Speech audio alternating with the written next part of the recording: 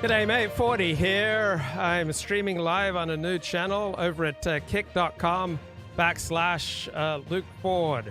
So I just read about Kick in the New York Times. Very disturbing article, guys. It's a gambling, risky pranks and lucrative contracts inside the streaming site Kick. The Twitch competitor has doled out generous deals to content creators. It's also faced criticism for its lax moderation and its embrace of online gambling. So beware of kick.com. Apparently there's lax moderation. And I don't think there's anything that we're more concerned about here on this channel than lax moderation. How deeply disturbing. So yeah, just launched my first live stream over on Kick. Also, we're going out live over YouTube. We are live over Rumble and going out live over Twitter and DLive and Odyssey. So I just finished a couple of books on Tucker Carlson and Fox News. One by Brian Stelter, which books on seems the more journalistically responsible, the more factually responsible book. But the one by Michael Wolff is the most fun to read, and I think has the deepest insights. And the Michael Wolff book contains a lot of insight into Tucker Carlson being interested in running for president. So here are a few excerpts from this terrific new book by Michael Wolff. It's hilarious. So it talks about Rupert Murdoch on vacation in St. Bart's with his then wife, the former model Jerry Hall. Someone was gay, Murdoch was saying to a few friends, really his wife's friends, who had joined him at the patio table in St. Bart's. Someone at Fox News, it seemed. But then with an abrupt segue, it might seem that it was Ron DeSantis, who Murdoch was increasingly seeing as a powerful alternative to Trump, who was gay, or that someone was accusing the Florida governor of being gay. Someone at Fox, possibly Tucker Carlson, was saying that Trump was saying that Ron DeSantis was gay. The connections here, even making a supreme effort to follow the low voice and the interior mumble, were not necessarily clear. So Rupert's usually been very difficult to understand. He mumbles and rumbles. Rupert, why are you such a homophobe? Jerry Hall, his wife, fourth wife, interjected with something more than annoyance. Then she accused him, "You're such a homophobe." Then to a friend, she says, "He's such an old man." Well, there are people close to me who are related to me who definitely don't want me around their friends. They're concerned that I would say something impolitic.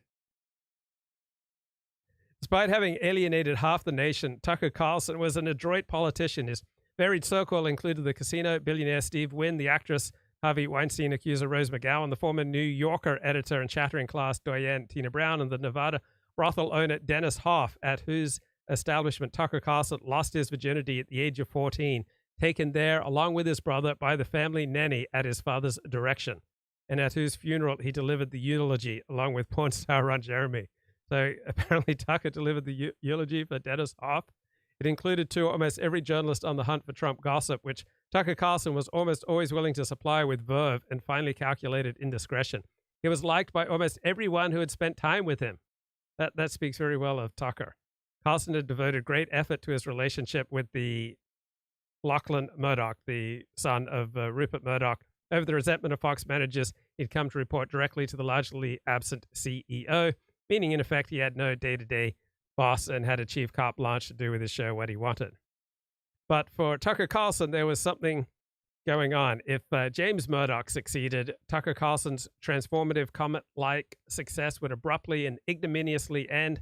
That had always been part of the strange alchemy of Fox News. It gave you a singular name, Tucker, Hannity, O'Reilly, Megyn, but somehow it did not give you a star's independent life. Megyn Kelly, Bill O'Reilly, Glenn Beck, Greta Van Susteren, Paul Azan, Fox superstars had tried to go somewhere else and they had quickly faded away. So Roger Ailes, the founder of Fox News, said that once you joined Fox, you really couldn't move anywhere else. It was a fate that weighed heavily on Tucker Carlson, that in the blink of an eye, he might not be the second most famous and most hated person in the country. His only alternative might be to run for president. And the book contains a lot of speculation about which people at Fox News were gay, including Bill Hammer. Roger Ailes thought that Rupert's sons Lachlan and James Murdoch were gay. The Murdochs hated Hannity because the Murdochs were elitists. Then it's got a description of Laura Ingraham staggering, reeling at Roger Ailes' funeral. Her drunkenness, a superb rendition of exaggerated drunkenness lashed onto Sean Hannity's sleeve, imploring, I need your help, Sean, need your help, need your plane. You got a plane, don't you? A plane. Hannity hardly missed a beat, not hesitating, plowing forward, practically dragging her along until he pulled free, continuing his commentary. God, gross, a head in the jar. Oh, man, these planes are too small for that. So here is Tucker. He recently went on Roseanne Barr's show, and she asked him, you going to run for president? That's what's so great. First of all, on the crazy train there, how do you feel about Trump saying he would consider you for vice president? Gosh, I don't know.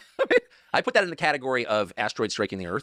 Good or bad, it's so far outside of my control that I'm flattered. Yeah, it is flattering, isn't it? For sure. But I mean, it's hard to, I've never been in politics. Would you ever do it? Would I accept? Yeah, if you really asked you. About that. I mean, I spent my whole life looking at politicians and commenting on them and passing judgment on them. And I've never run for, room mother. And so the idea of that is so far from anything I've ever done. It's kind of hard even to imagine. What do you think? I certainly support Trump. I'll tell you that. And I can tell you, I've always agreed with Trump's policies, always. And I lost friends over it. And I've never really actively supported anybody because it's not my job to actively support people. I watch, I like to watch. But I'm a voyeur. Yeah. But I became an active Trump supporter when they raided Mar-a-Lago last summer, the summer of 2022. That can't stand. No, that can't. And I agree with Trump on a lot. But even if I disagreed with Trump on a lot, I'd still be a Trump supporter because you cannot allow that. You cannot allow the regime, the president of the United States, to use the Justice Department to knock the front runner out of the race. You can't do that. No, you can't do that. So it's bigger than Trump. It's bigger than Biden. It's a question of, do you want to live in a free country with a functioning justice system? Tucker here confirms that he's never taken the COVID vax. Worship of dishonesty. Yeah. It's the hatred of the truth. Why would you hate the truth? Sometimes the truth is inconvenient. If you catch me cheating on my wife, I don't want you to tell the truth about it. Right. Of course, I get it. Yeah. But I would never even think to take pleasure in telling a lie for its own sake. I'm not angry when you tell the truth, as long as it doesn't expose my, weaknesses, or as long as I'm not hurt by it. They hate the truth because it's true. Yeah, that's and 100% of the people punished in the last 5 years in the public conversation have been punished for telling the truth, not for lying. Yeah. And they don't even pretend otherwise. They don't call it lying anymore. They call it disinformation. Yeah, that's what the thing about disinformation is it can be true. Right.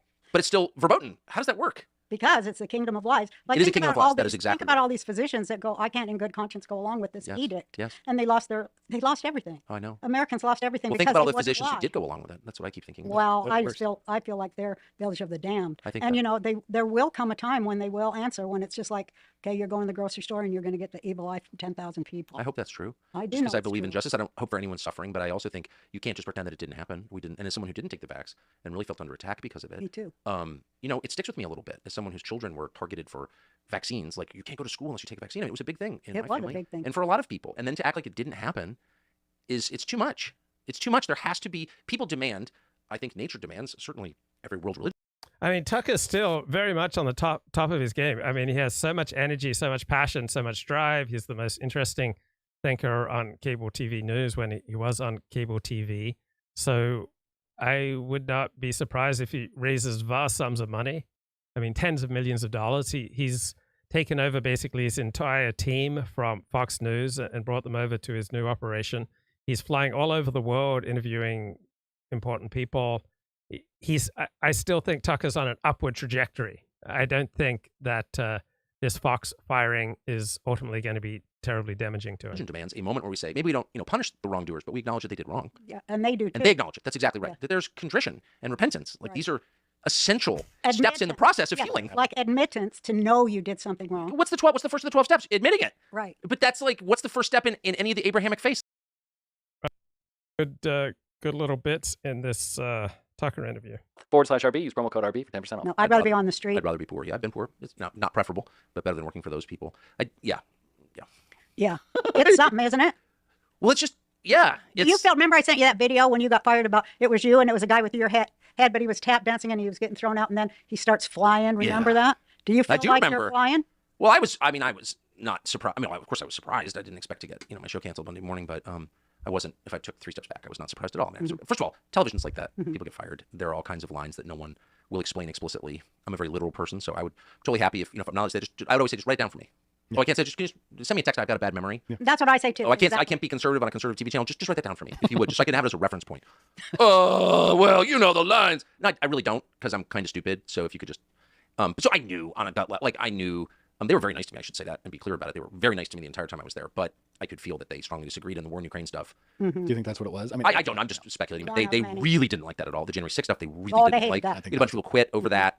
and mostly I would say mediocre. Like Chris Wallace should not be on television, or Jonah Goldberg, or so. You know what I mean? These are people who obviously the audience hated and shouldn't have been there in the first place. But they were so outraged because I said, it seems like there are probably a lot of feds in the crowd on January 6th. And now it turns out, of course, there were way more even than I imagined. The whole thing was a complete setup. Yeah. The whole thing was a lie, and it was used to put people in prison for expressing their constitutionally protected rights. A 3-time Purple Heart. Okay, so the idea that there might be more nuance to the January 6th story than is presented in mainstream media, yeah, I can buy that. But the idea that the entire January 6th story was just some giant lie and just some federal government honeypot trap, that's absurd. Winner. Oh, I know. Oh, they have no shame. No, absolutely not. And by the way, what does it say about them? Like, I would never put someone in prison, even if committed like a real crime, unless I really had to. I don't want to put people in prison. Yeah. I guess I'm the liberal. Yeah. I was in a prison last week. They're very depressing. I saw Julian Assange in London. I wanted to ask you. Wouldn't put people in prison except for a very good reason. And they talk about the truth. Talk about the truth being illegal. Look at he's paid for it with dozens of people. Well, Assange has never been accused of lying, or of fraud, or of making money in some criminal scheme. Yeah. So Richard Spencer, who has it in for every other right-wing commentator, almost never has anything good to say about any other right-wing commentator, predicted that Tucker would fade into obscurity after his Fox firing. He also says that Elon Musk is just some gigantic con man. And I believe there is a con man component to Elon Musk, but I don't believe that's the most accurate descriptor for it. Assange has been accused of telling the truth, period. Yeah. And they are torturing him to death in front of all of us. No one's doing anything about it. And that Mike Pompeo is a very, very sinister person. Isn't he? The worst. And I always thought that, and I told Trump that. Never should have allowed him to run CIA or state. But Mike Pompeo tried to have him murdered. And that's a criminal act. He's not even charged with a crime in the United States. And Mike Pompeo was CIA director. This came out. Pompeo didn't deny it. I never heard this. Oh, yes. Oh, absolutely. I saw it. Oh, my God. He tried to have Julian Assange murdered, poisoned in the Ecuadorian embassy in London. And that's a fact, okay? Wow. And it's been established. And okay? Yes. Why is Mike Pompeo not in prison? You're not allowed to murder people extrajudicially, especially when they haven't even been charged in the United States, which he had not been. Wow. So Mike Pompeo runs around to these stupid Republican donor events, and you're like a world expert on whatever, and he's a criminal, and he should be in jail. Like, if Julian Assange is in jail, how about the attempted murderer, right? How about what am I missing? How about the people that put Julian Assange in jail? They should be in jail. 100%. First, they accuse him falsely of rape. So, that just shuts people down. Oh, he's a rapist. It's like kiddie porn. It's like, I don't even want to know more. You're bad. But then it turns out there was not enough evidence to charge him. He didn't commit rape. That was a lie. He's never been accused of doing anything. By the way, he spent 4.5 years in prison in the UK at Belmarsh Prison, which is where all the murderers in London go. Good God. And he's never been charged with a crime in the United Kingdom. To this day, he's not charged with a crime. He's being held at the request of the U.S. government, and he's just sitting there, and they're torturing him to death. I mean, he's, of course, dying, as you are when you've spent a total of, 13 years now in incarceration. So I wanted Trump to pardon him, and I was really disappointed. I was disappointed, and I think, Trump, I would say I think very fair criticism of Trump is he does tend to surround himself with some of the most mediocre people. Yeah. And I don't think he can find better. That may be right. But I have to say, Mike Pompeo, and I saw it up close and I saw it intimately close, is a liar and a flatterer. Beware the flatterers. If someone comes up to you and says, I don't like you, fuck you, and here's why, I can deal with that. I can too. If someone's like, I really think you may be the reincarnation of the Godhead. I think you're Buddha, actually. I'm just making yeah. That person is my enemy. That's right. That person is trying to subvert me, is trying to suborn me. There's something very feline and dangerous about that, and that's who he is. He's a liar. And he's the reason that I'm not speculating, he is the reason that Trump didn't release the JFK files, which implicate the CIA in the murder of an American president. Right. Tucker is just so incredibly reckless, right? We have no evidence that the CIA played a role in the murder of JFK. What we have evidence of is that the CIA and the FBI didn't fully turn over all documents related to the assassination because it would reveal to the world, various CIA plots, for example, for murdering Castro and other things that the CIA and the FBI wanted to keep hidden so that they didn't look bad, but not for reasons they were trying to kill the president, just that they had their own little operations going on that they didn't and still don't want revealed to the world. And others. And others, yeah. Yeah, well, true. Anyway, yes. But, Trump, that's why I'll tell you that later, but... Sorry, get me going! No, you're going where I want to go, and I'm already there, too. But, I wish he had done that. I think that all of us wanted him to. And I think he knows that he made a mistake. And I think one of the. I want him to say, if I'm reelected, I will pardon Julian Assange. Assange, and also because one man's life is as valuable as any other man's life. I mean, we're all created. The guy put his whole life on to expose to America the war crimes we were committing. It's completely right, but that's not why. Okay, the idea that one man's life is as valuable as any other man's life, maybe in some completely abstract perspective. I mean, I don't see it. Obviously, Elon Musk and the amazing innovative things that he's doing, all right, is far more important a life than, a meth head who's, living on the streets. So different people have different gifts and make different levels of contribution to society. They're holding him because there was the Afghanistan and Iraq files, including that famous video of the reporters getting killed. Yeah. So that was bad. It was when he released details about the CIA's spying program they had, including on Americans. That's when Pompeo was like, we're going to kill him now. Okay. Yeah. So the CIA doesn't have and any also, oversight. it's also about the hacking of the DNC. That's what I think. That's what I think they. Because he named Seth. He said someone named Seth gave him the. Yeah. So I asked him directly about that in prison. I asked him about Seth Rich. And he said, I'm not going to, and I mean this too, he did not budge on, I'm not going to reveal my sources. Well, but that's great for him. So that means it was. But it's pretty clear that those files were not hacked by Russia. No. There's no evidence they were hacked. That was a leak. Right. That they were downloaded from within the building. Right. I think Bill Binney, from NSA, former NSA officer, pretty much demonstrated that. And they lied about that. And we wound up at war with Russia as a result of that lie. So, like, that's a pivotal moment. I completely missed it, by the way. At the time, Sean Hannity was all over it. And I was like, I don't know what that's about. I'm not getting involved in that conspiracy stuff or whatever. And then a couple years later, I happened to know some of the people involved in that personally, just because I lived there. And I knew two people involved, and one who worked at DNC and another who worked on MPD, the Metropolitan Police Department. And both of them were like, dude, come on now. And I was like, really? Yeah. I thought it was obvious. I thought it was. So I was so stupid because I lived there, It was like, if you're surrounded, it's like if you ever known someone with an alcoholic spouse and they get divorced and all the friends are like, your wife was a really bad drunk. And he's like, I know she liked to drink, but she was an alcoholic, really? You're way too close to it. Yeah. And I just couldn't see it. And Trump's arrival and it wasn't Trump, it was the reaction to Trump really from my neighbors and everyone I knew in Washington. I was like, well, something's wrong here.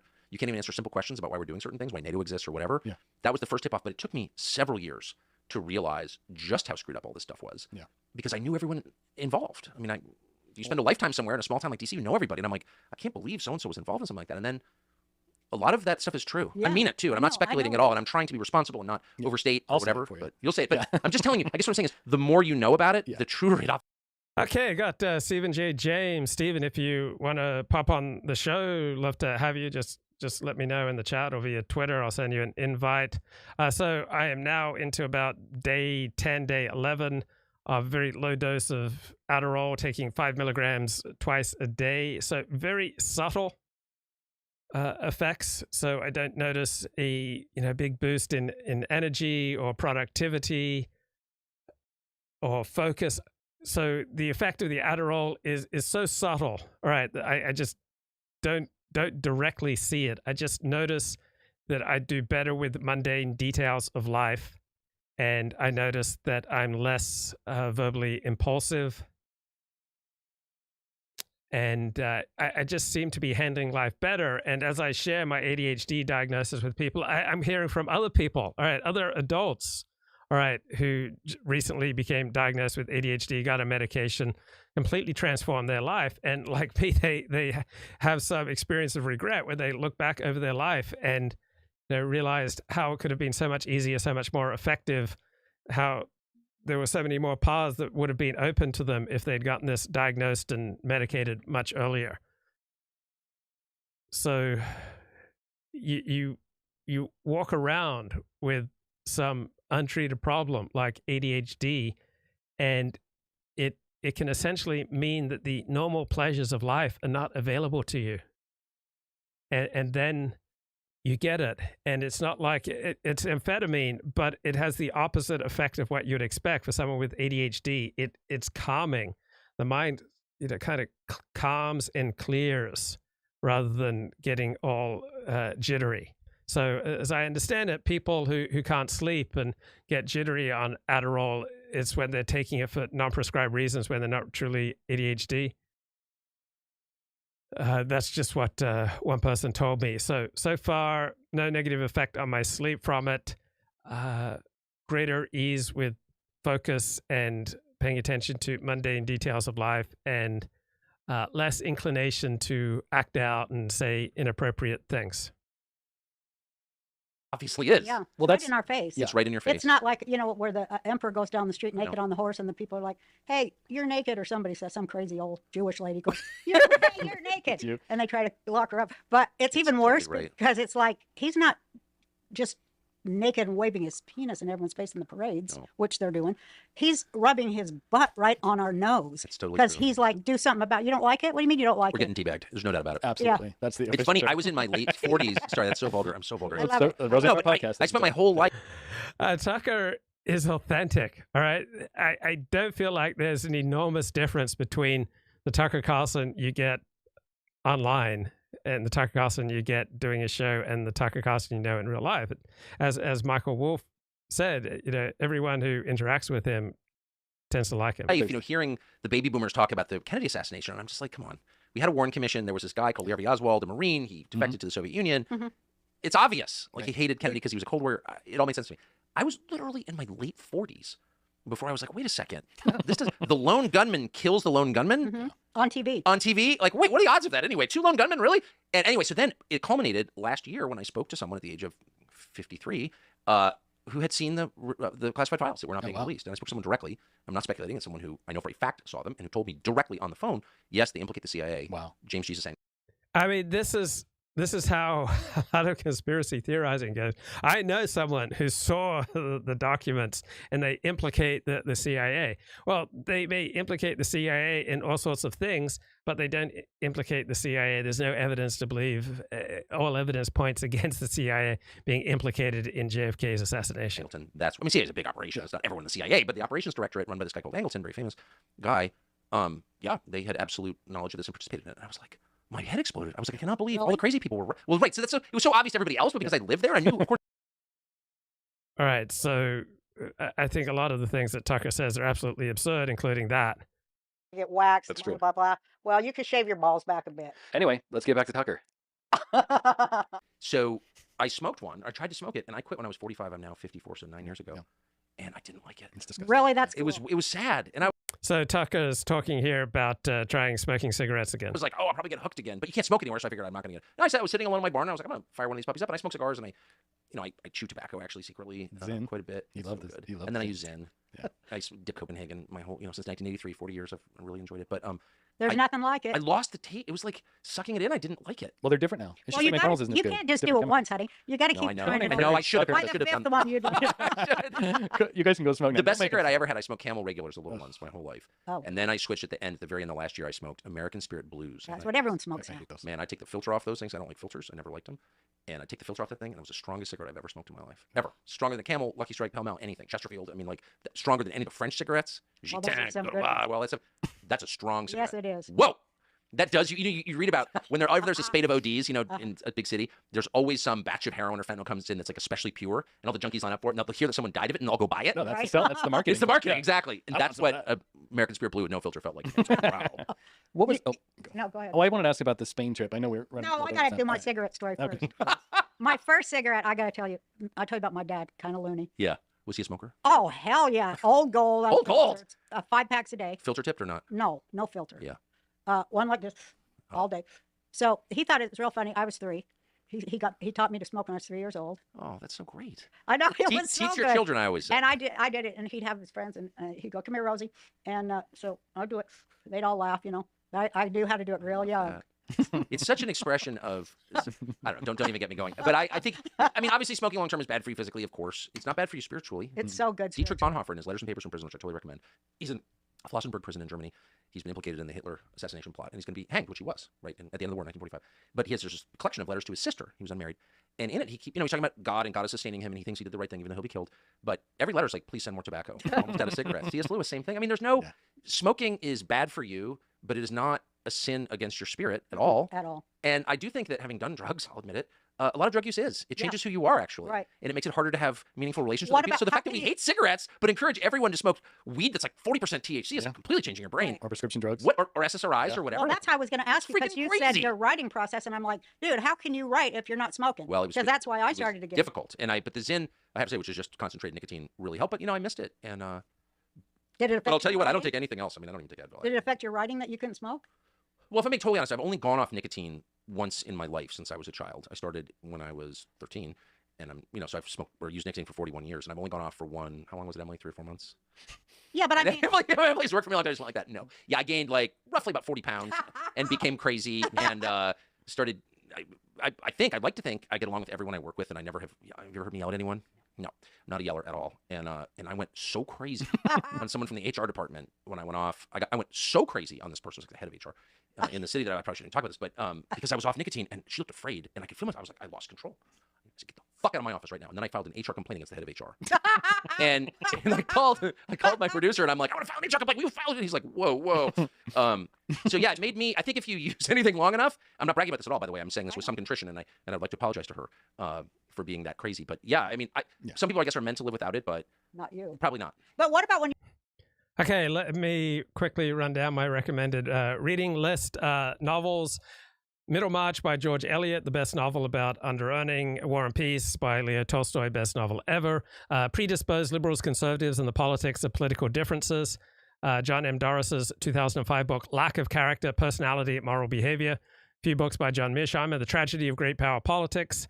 Then in 2018, his book, The Great Delusion, Liberal Dreams and International Realities.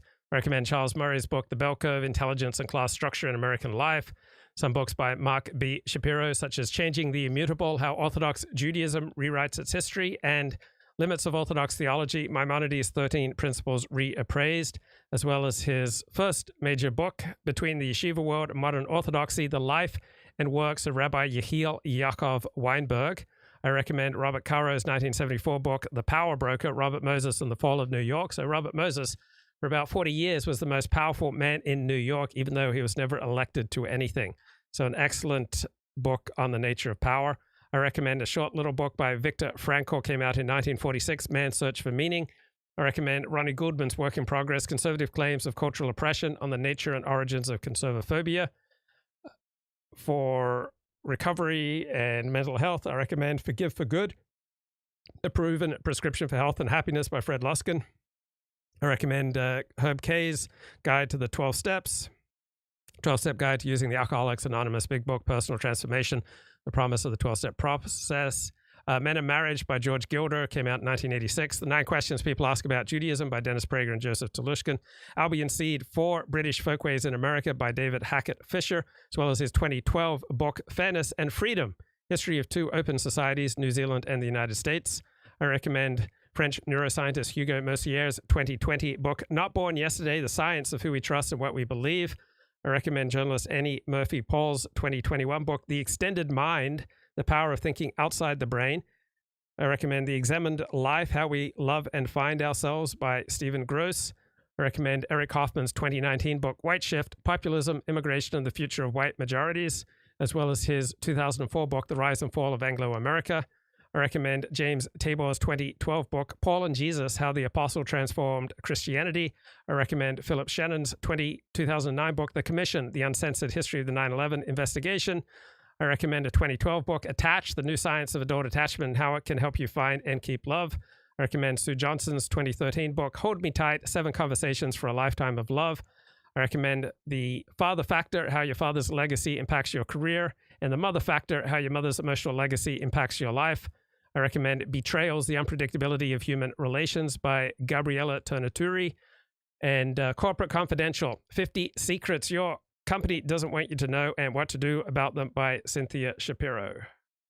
You're writing, are you on the computer or do you longhand it? No, I have dyslexia and I'm left-handed, right-eye dominant. I mean, I can barely write at all. So I even write on my phone. I've written a lot of scripts on my phone. So what are you doing when you're like, you can't go like this? Totally. You can't do that. I always write with one in my mouth. I have a silver cup in the church I grew up in. When you get baptized, they give you a silver cup. I don't know if they still do this, but it's next to my bed now to hold my reading glasses. But for 25 years, it sat on my writing desk, and I would take a pack of Camels, and it fit 20 cigarettes. And I take the pack of Camels and dump it in the silver cup. Right in front of me has my name on it, Tucker Carlson, 1969, Episcopal Church or whatever. And I would sit, and they don't have filters on it, so you can, either way you do it. You can pull them out or flip them over, it doesn't matter. I keep them right there, and I burn through multiple packs. It's like industrial smoking. But now you can write without that, huh? Yeah, it's been 9 years, and and also the beauty of working in TV, I don't have this anymore, but we work live, obviously, so I had a deadline for my script. I filed at 7:45 for an 8 p.m. show. I had to have it in, period. I mean, the show was going to go on no matter what. Yeah. So that was such a wonderful motivator, the fear of that, and that is the only thing I miss from working in live TV, which I don't miss at all, because it wrecks your life, it makes you crazy. But making the deadline? I love the deadline. Yeah, I love because I'm so lazy, yeah, you know what I mean, and entitled, and like, I don't know, I'm going to go fishing, or play with my dogs, or whatever, chase my wife around. TV show, like you have no choice but to be serious, and I do miss that. So smoking or not, you still have to write the script. Period. Well, how is it affecting you now though, when you don't have like the Gestapo waiting for you? Well, I kind of like it. I mean, I'm obviously older. I mean, I'm kind of marching toward death here, and I like being free. I took 7 foreign trips out of the country over the last. Yeah, it was neat. You never did that before, No, you right? couldn't. I would go, whatever, go to Europe for a week in the summer with my kids or something. But no, and we take 1 foreign trip or 2 a year at Fox. But I really want to know what's going on in the rest of the world. I think it's so interesting, and so you just flew to Spain. Yeah, last night. And demonstrated against communist takeover on your weekend. I didn't mean to. I went to go watch actually. But yeah, it was great. But anyway, it was so liberating and great just to be able to see what's going on. I went to the Middle East. I went to South America. I went all over Europe, East and West. And I'd learned so much. And if you live here in the United States, we're cut off from everybody by oceans, and you have no freaking idea what's happening. Well, we don't care either. We don't care. Thank you. That's exactly right. They don't care. It's true. I don't. Really. Well, because we're so bombarded by useless information 24/7. Yes, and lies and distractions. Yeah, and lies, bullshit. We don't have any space. Our memory is full. We don't have any space to contain facts or actual things going on in the world. And the arrogance of being American, like you think you're the only thing that matters. That's how I always feel. Yeah, I feel, and the rest of the world feels really different. I do feel that way. I actually feel that. The problem is that things change, but in your memory they don't. Yeah. It's almost like you run into someone you knew when you were a kid or whatever, and they're like fat and bald, and you're like, wow, you're not 14 anymore. Yeah. This just happened to me in an airport. And like, what happened? Well, time moved on, but you weren't paying attention, and the world is the same way. When I was a kid, we traveled a lot as a family, and I remember getting pulled over drunk driving in Latin America in the 80s. When I was a freshman in college, I was just hammered. It was a rain, so I pulled over the military police. I'll never forget in this country. And I was like, I'm an American. Like, they can't do anything to me. Like, the arrogance of being an American then. So I've got a blue passport. I'm sorry, you may not know this, but here's now I'd be like, fuck you, you're going to jail. Yeah. Like, our ability to awe the rest of the world has just evaporated. Yeah, that's gone. It's gone. That's all gone. It's the opposite. Yeah, you don't want to say you're American if you go. It's sad. It bums me out. And you don't get a sense of that living here at all. When in Spain, I mean... Right, a lot of good little portions of this Tucker appearance on Roseanne Barr. One more clip. I go, what? He goes like this. Glug, glug, glug, glug.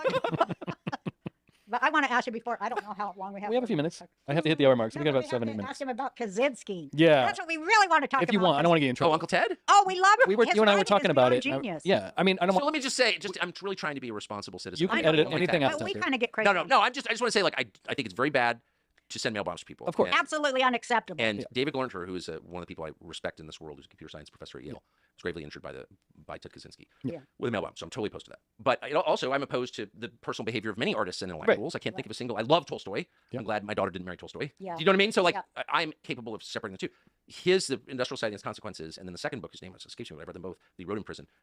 Like, some of those interesting things I've read in my life. Yeah, ever. Me too. And the irony is, I think he committed all those crimes, killed people in order to get publicity for this manifesto, this book.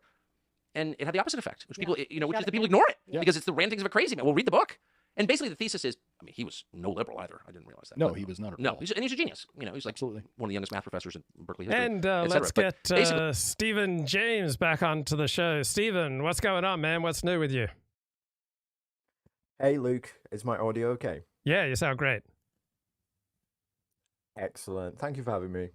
Yeah, absolutely. So what's new with you? Not a great deal. I was interested in talking to you about Adderall for a few minutes, maybe. Great, I don't please. Long, really. Go ahead. Yeah. Yes. What are you curious about? So you mentioned that the mundane things, it's unlikely to cut through and just kind of carry out mundane tasks. Is that what I'm gathering? Yeah, I'm on a very low dose, and the effect is very subtle. So for some people, it's like, a brand new world, brave new world when they get on Adderall. The heavens part, that the mind dramatically clears.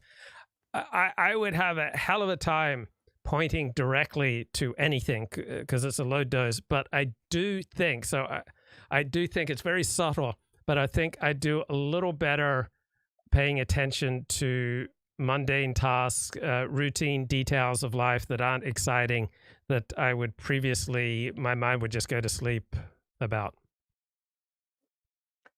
When I first heard you mention this, it really resonated with me, Luke. This idea, I hadn't really actually conceptualized it in my own mind before, about how tasks get left undone that normal people actually just seem to get along with, like paperwork and things like that, and how this can lead to consequences in life. And when I heard you mention it on a stream last week, I was like, holy shit, that has been a huge part of my life too. So yeah, I've lost paperwork that's cost me tens of thousands of dollars. Yeah. and a great deal of aggravation and humiliation. I sold a car and didn't get proper paperwork for it, and so I was on the hook for all sorts of parking tickets. Holy shit. Hey, I can tell. Maybe I shouldn't share this, but I'll do it anyway. Hey, right. Safe space. Yes, it's a safe space here on the Luke Ford Show. Just between you and me, nobody listening. Yeah. So look, I have this issue, right? Back in something like 2014, Luke, right, at the early stages of Bitcoin, I got into Bitcoin as like a kid, right? Yeah. And somewhere on a hard drive, I could have like at least a minimum number of Bitcoins, like at least the number on like that you could maybe count in a hand, but potentially a huge number somewhere. And this is now like 10 years, over 10 years ago. I was a kid at the time. Many computers since. I have these things on like hard drives, basically in the attic, and you know, just the potential, just the like impossibility, the task just seems so enormous that I've never been able to put myself through attempting to find these things. And yet, and this is going to sound absolutely insane to anybody that's listening. They're going to be like, what the hell? Are you ridiculous? You could have like a life-changing amount of money sat there or something. But just like there's just like this blockage or something. That's this blocking thing in front of my mind to just put myself through the task of attempting to go and look for this shit. Yeah. I've always had to do that which is Does that exciting. resonate? Yeah, absolutely. I mean, losing routine paperwork, not keeping track of important details, and constantly searching for stimulation and excitement, and just having my mind check out when I'm faced with mundane, routine reality that is not exciting. And I mean, just the wreckage of the consequences of that are just absolutely enormous. And I was talking to a friend, and suddenly I found out that he'd been diagnosed with ADHD, and he talked about how he could have done great in school, but he just couldn't pay attention to detail. So smart guy, accomplished guy, but his life choices were severely narrowed because of his inability to, concentrate on routine details. Yeah. So when I heard you mention that, I hadn't even realized that this is like a big consequence of ADHD. Like, I still don't think that I'm tempted to go and get medicated, Luke. And after I played on one of my streams, that walk and talk video you did where I said Luke Ford psychoanalyzing my situation here, but much of it was true. Many of the things that you're saying were true. But loads of people came and were counseling me against it. And and how many of those people who are counseling you against it do you think were married with kids, six-figure incomes, or did they want to keep you a loser like them? It's an interesting question, isn't it? I don't think people see themselves as losers and want me to be a loser. It's a funny thing because advice always comes from a place of, I think, people are seeing you fuck up, pardon the French, but or potential pitfalls, and it comes from a good place, wouldn't you say? Or do you really think that people are thinking like, I want to drag this guy down?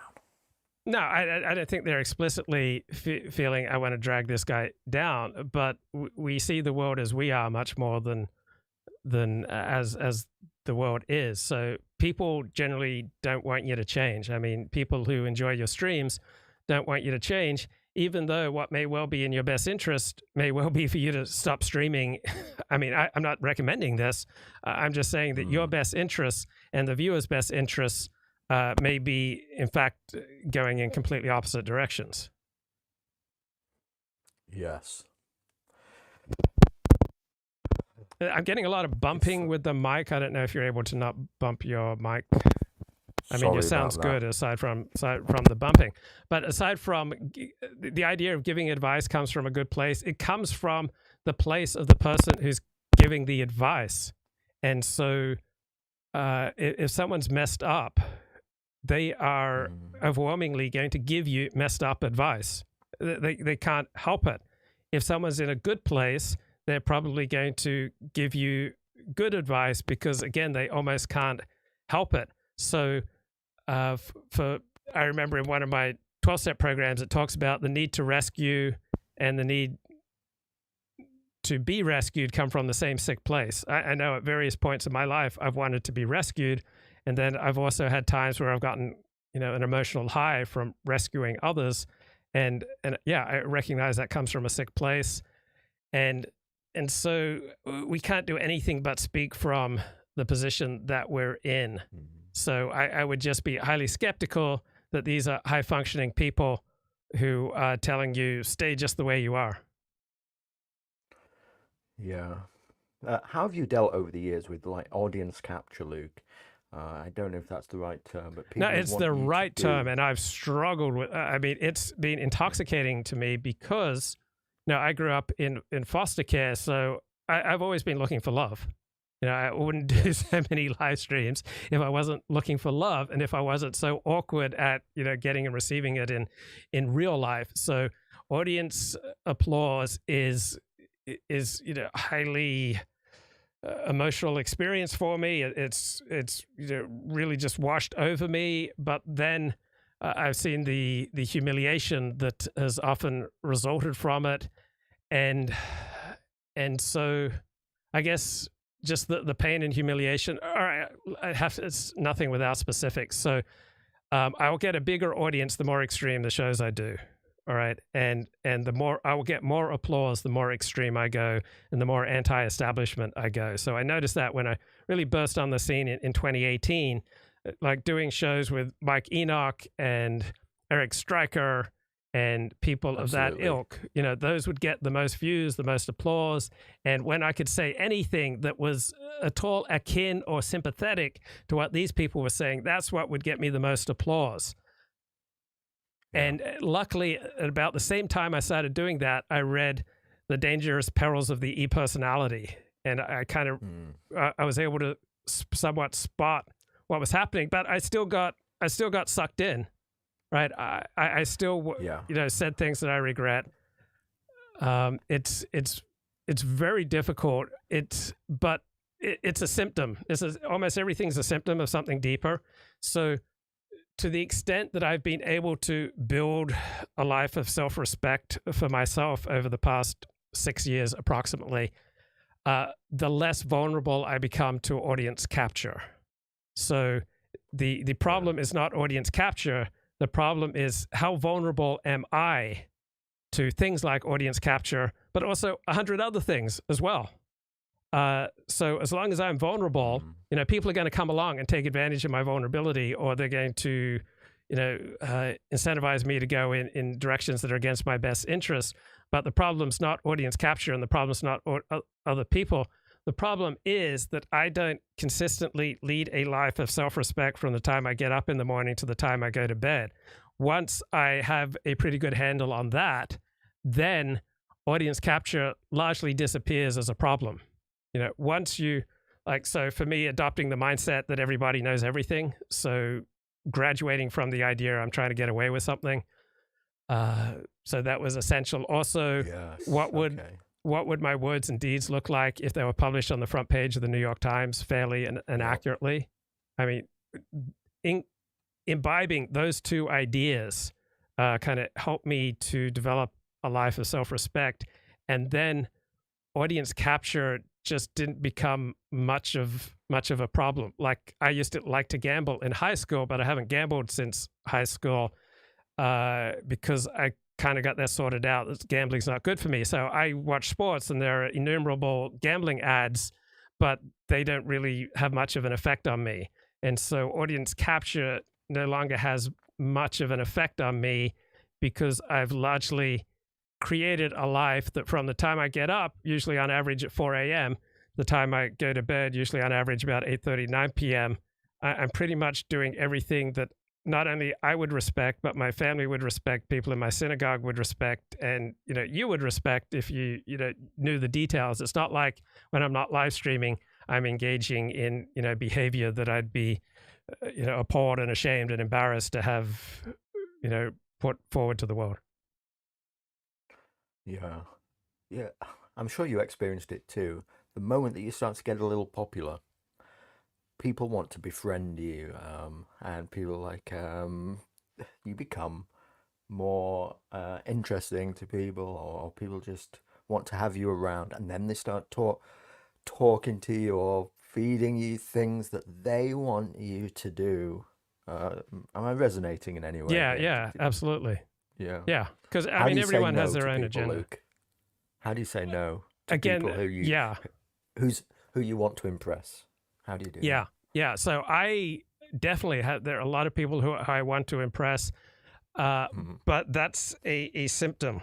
Once again, once I get myself sorted out so that I develop self-respect, then my need for other people to provide me, with admiration or, give me positive strokes, that just considerably diminishes. So this desire to accommodate others, it's a symptom of not respecting yourself, right? Self-esteem is the reputation you have with yourself.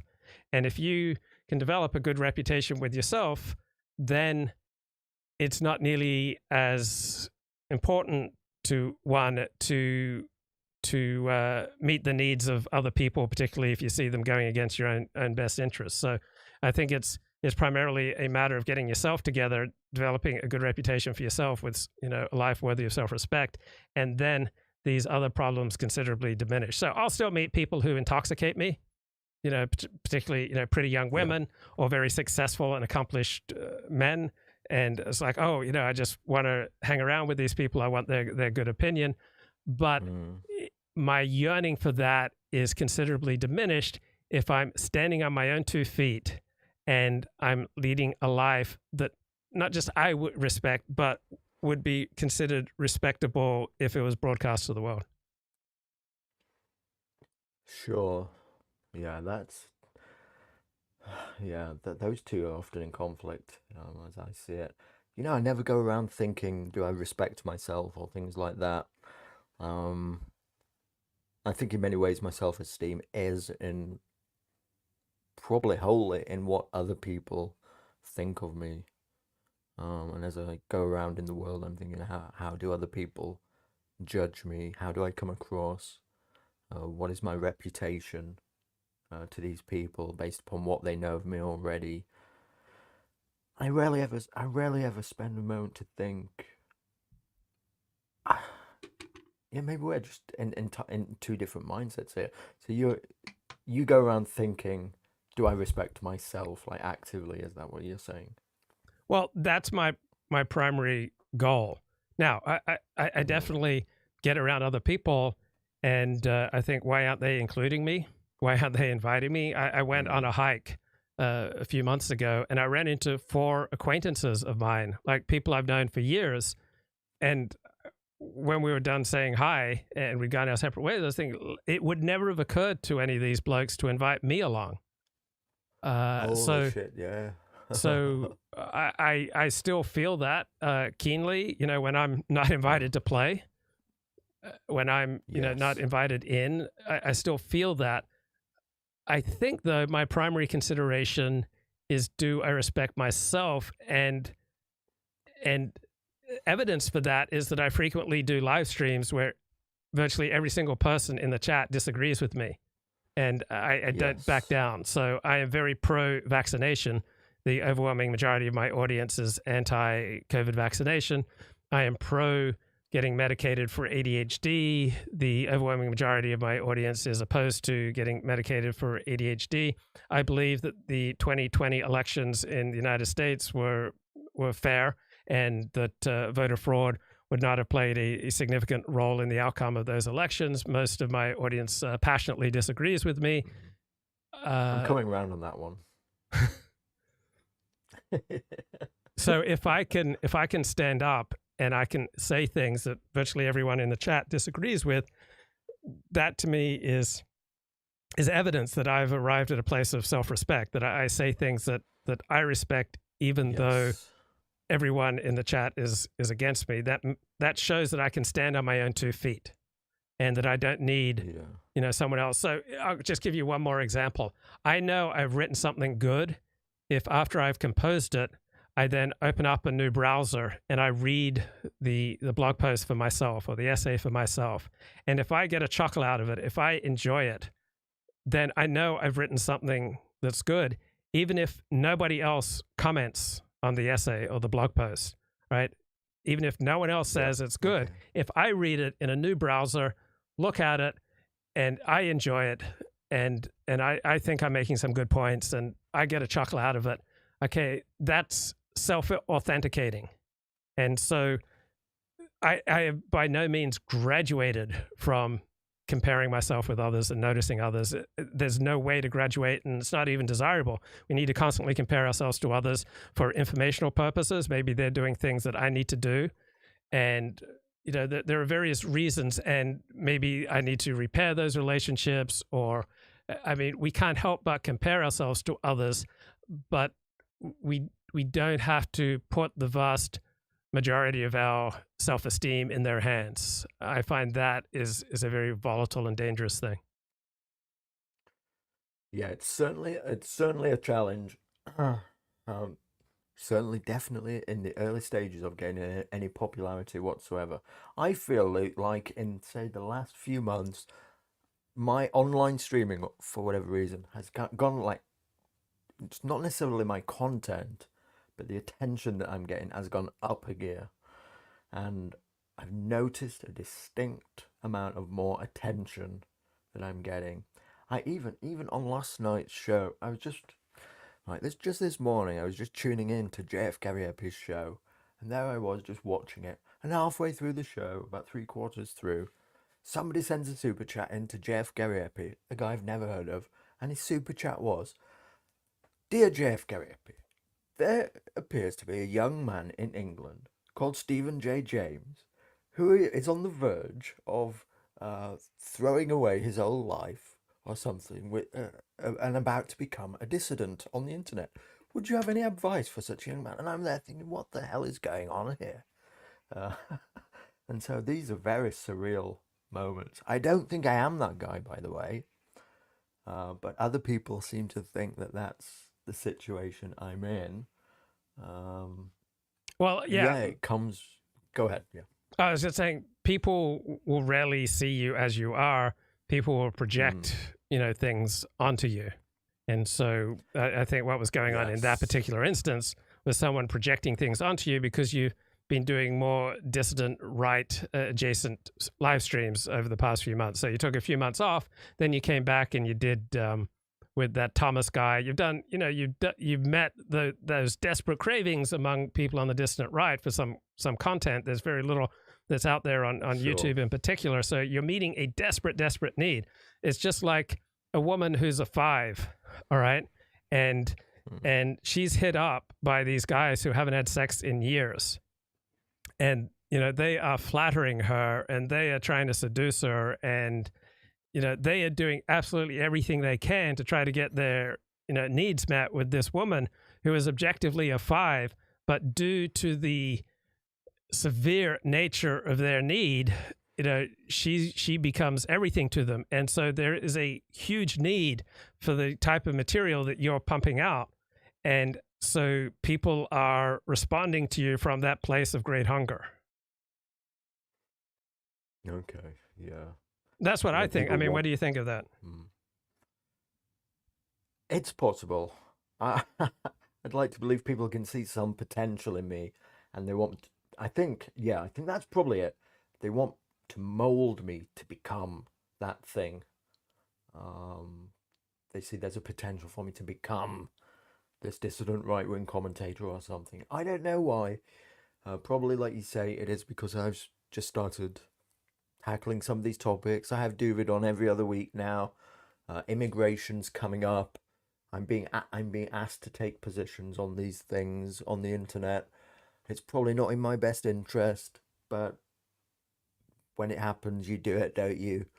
And my instincts are naturally, well, let's just call them antithetical to the mainstream. So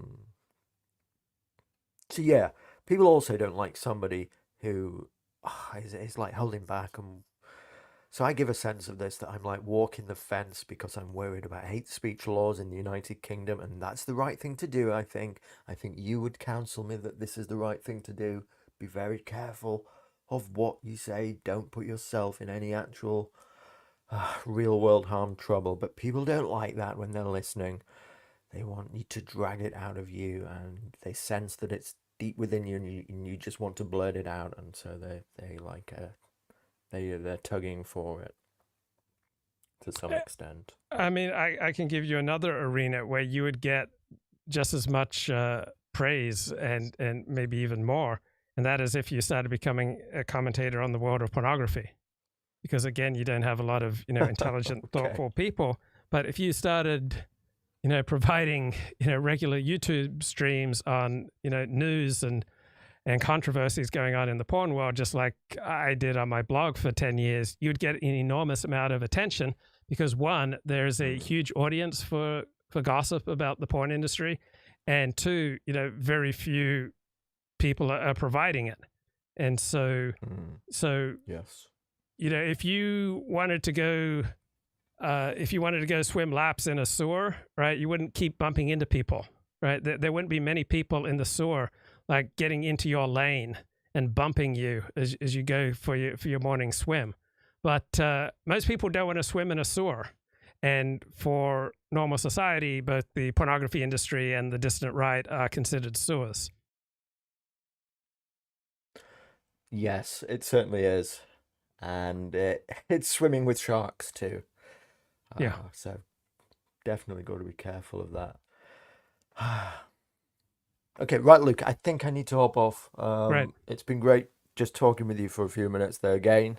I'm sure I'll have more to discuss in the future. Sounds good. Take care, Stephen.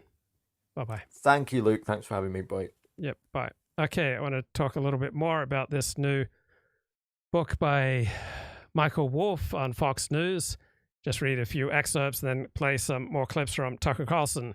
Suzanne Scott, the CEO of Fox News, was largely barred from instructing or even talking to the network's leading prime time anchors and major moneymakers, Carlson and Hannity. What could she tell them, after all, that their ratings did not already say? It was Scott's management mantra: don't fix what isn't broken.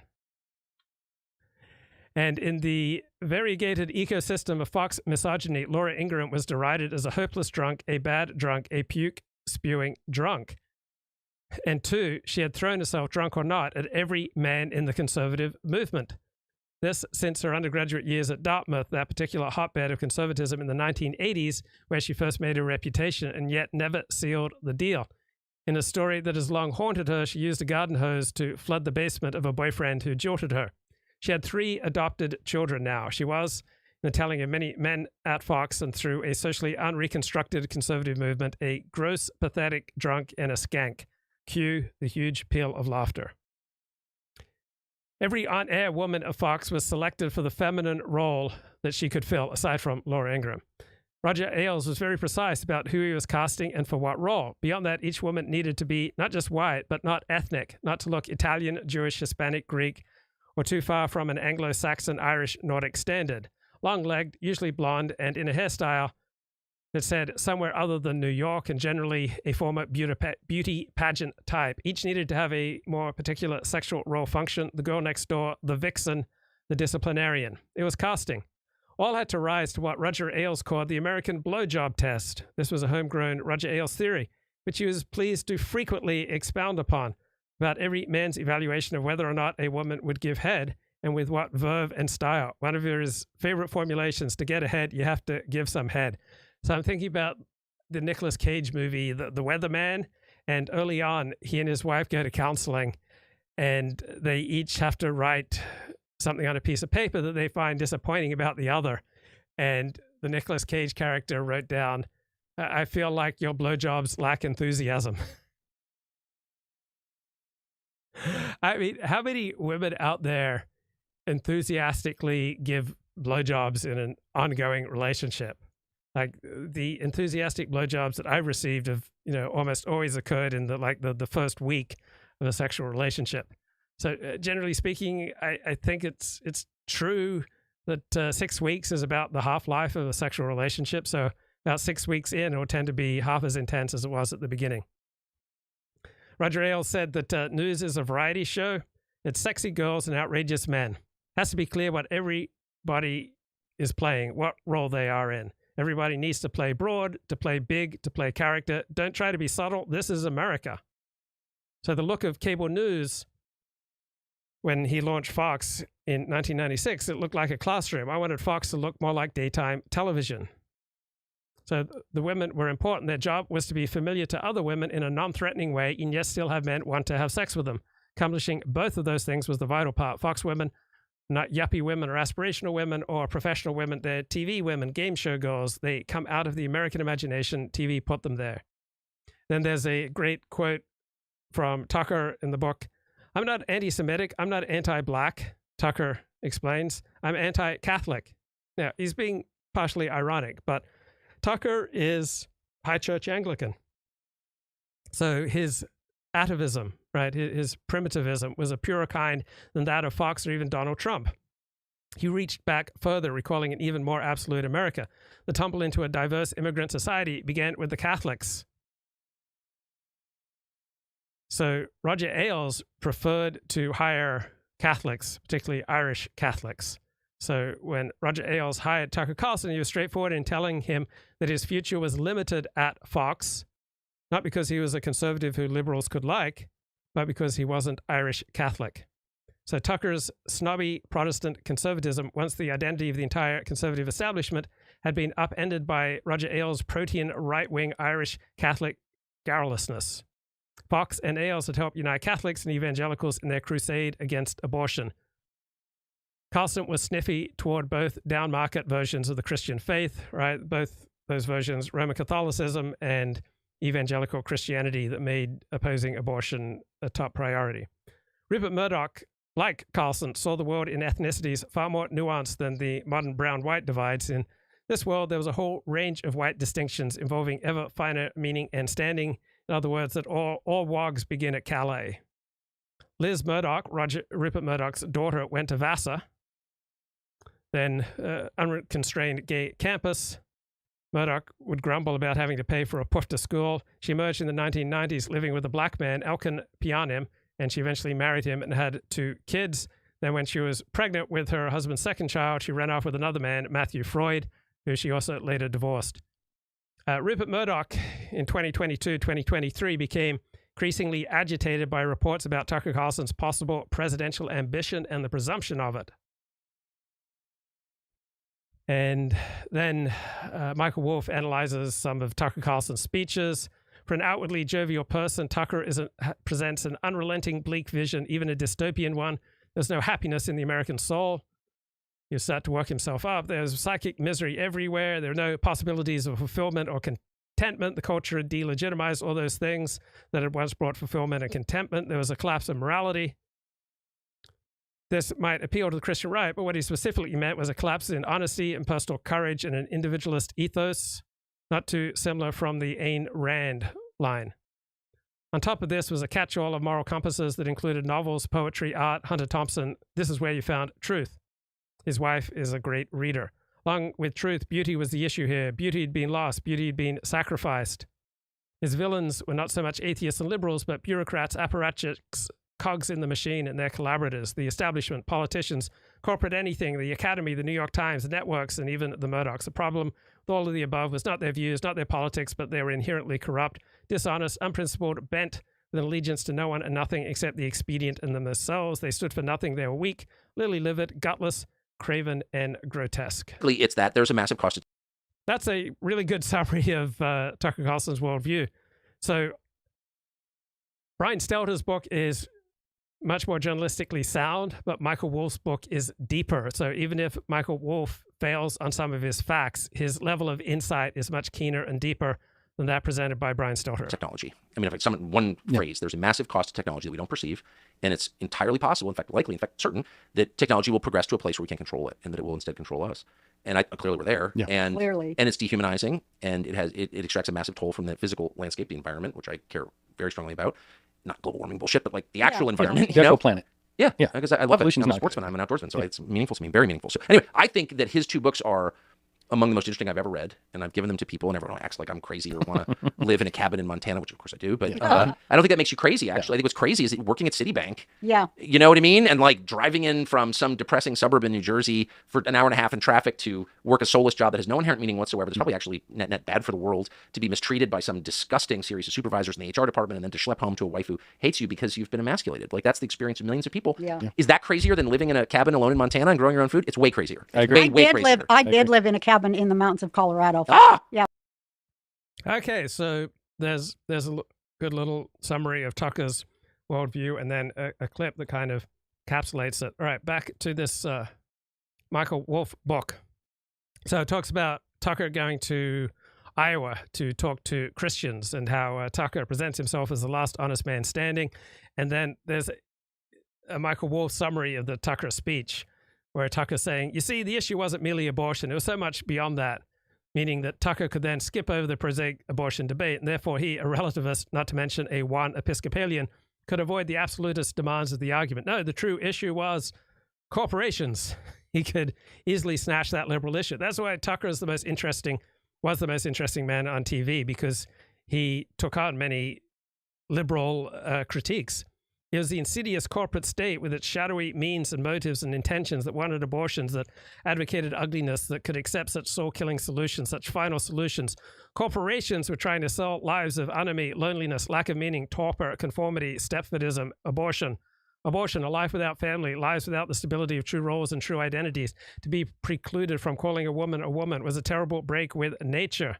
And it was the liberals, the bureaucrats, the corporate interests, modernity itself that had broken us from our vital connection to all things nurturing and good. The Democrats and their corporate allies were making a case against having children, making a case for devoting your life to some soulless multinational corporation, making a case against fulfillment and human destiny. When I hear people say abortion is the most important right we have, I ask myself, what are they really saying? And he swallows here. I am a pro-lifer, just to be completely clear, because it is not necessarily clear. And then Tucker rushes on. We can debate the issue of abortion. What limits should be put on it? As though acknowledging at the very least a middle ground, otherwise anathema to most people here at this speech.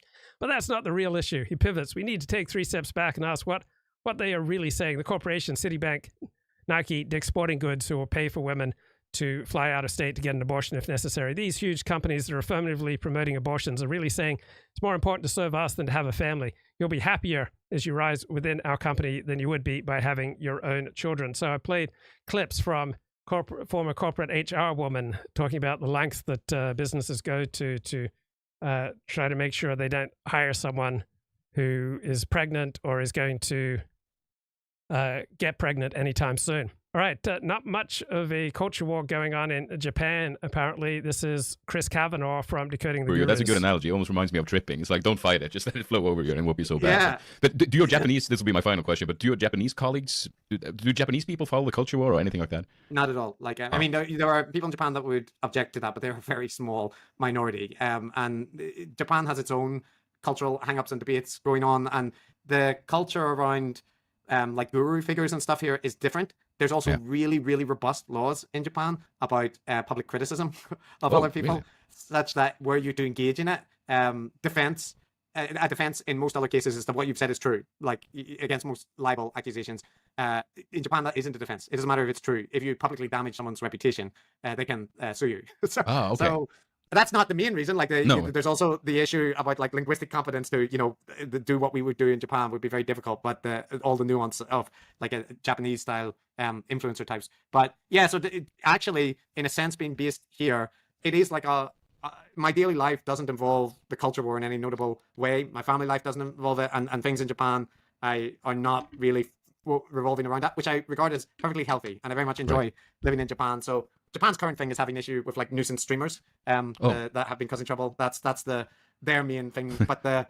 conspiracy theorists and like intellectual gurus exist, and some of them are relatively popular, but the dynamics are quite different. And I don't think you have the exact same like segment of secular guru that you do in the West. So it's I'm interested in any Japanese people that are kind of covering the same, from a Japanese side, but I haven't seen that much, and that could be related to the issue about like the legal laws here, and also like in general, the culture of public criticism in Japan is very muted. Not to say it doesn't exist, but like if you watch the media, the way that they treat politicians and stuff is much softer than you would expect in like Europe or even the US. So right, yeah. I well, like it here. Well, okay, let me find conversation with Tucker Carlson. He went on the Billionaires All In podcast. Story. There are like so many suspects. You know what I mean?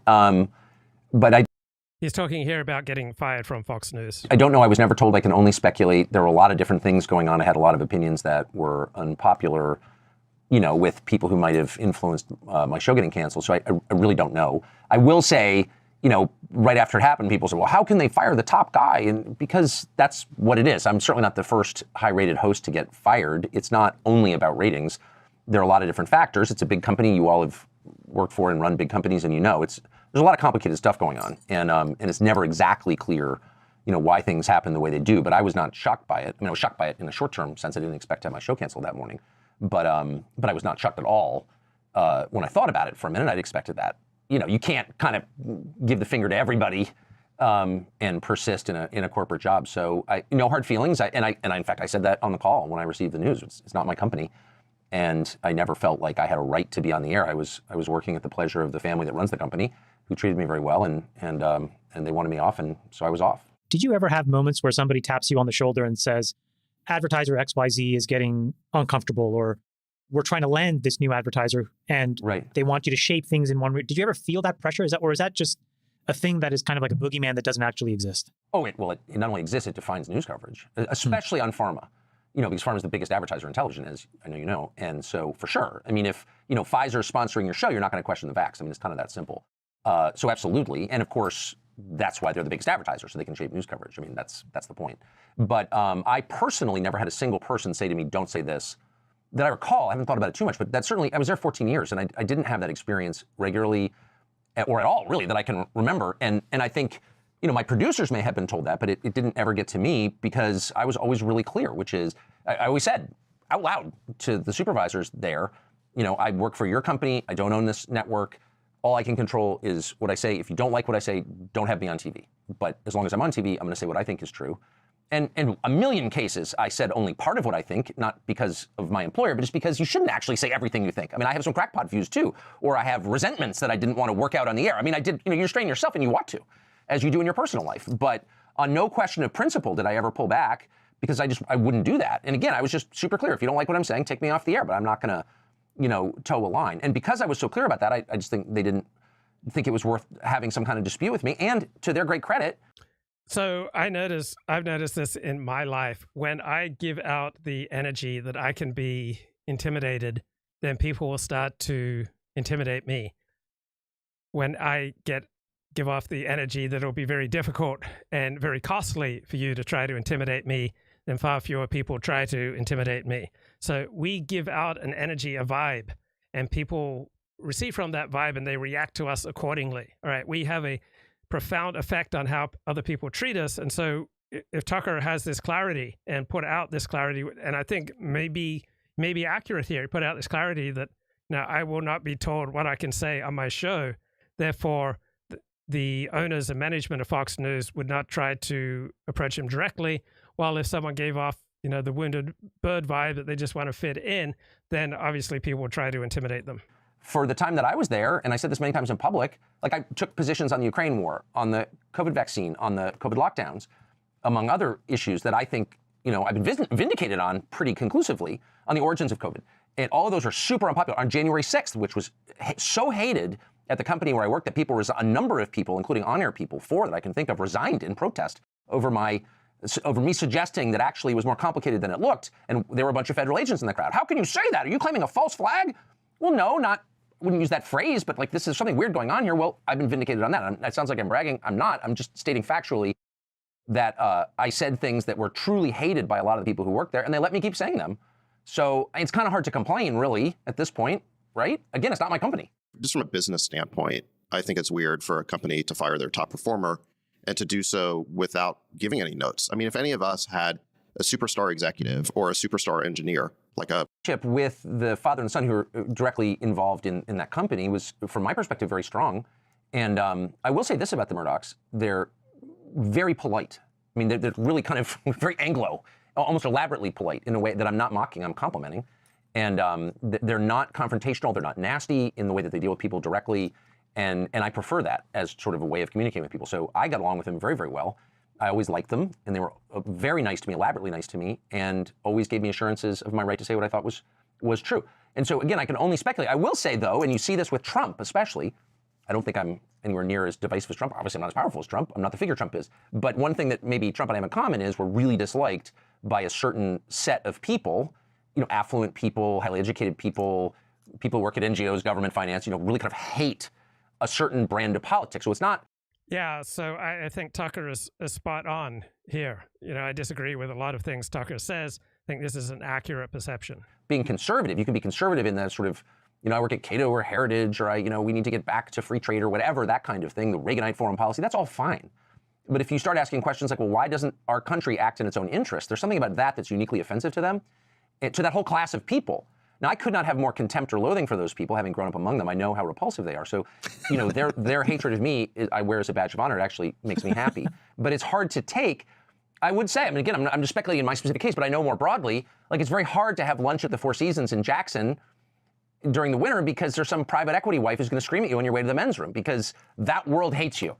And so if you live in that world and you're employing someone like me, you hear about it. I guess that's my point. You hear about it. Like, what? That guy's a Nazi.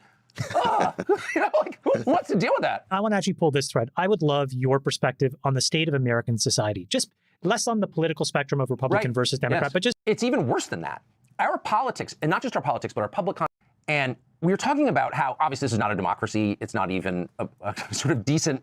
Look, we have elements of democracy. We have elements of autocracy. We have elements of oligopoly, right? No nation is purely a democracy or purely a dictatorship or purely an oligopoly, all right? Nation states are complicated. Facsimile of a democracy, to call it a democracy is ridiculous, actually. But it's even worse than that.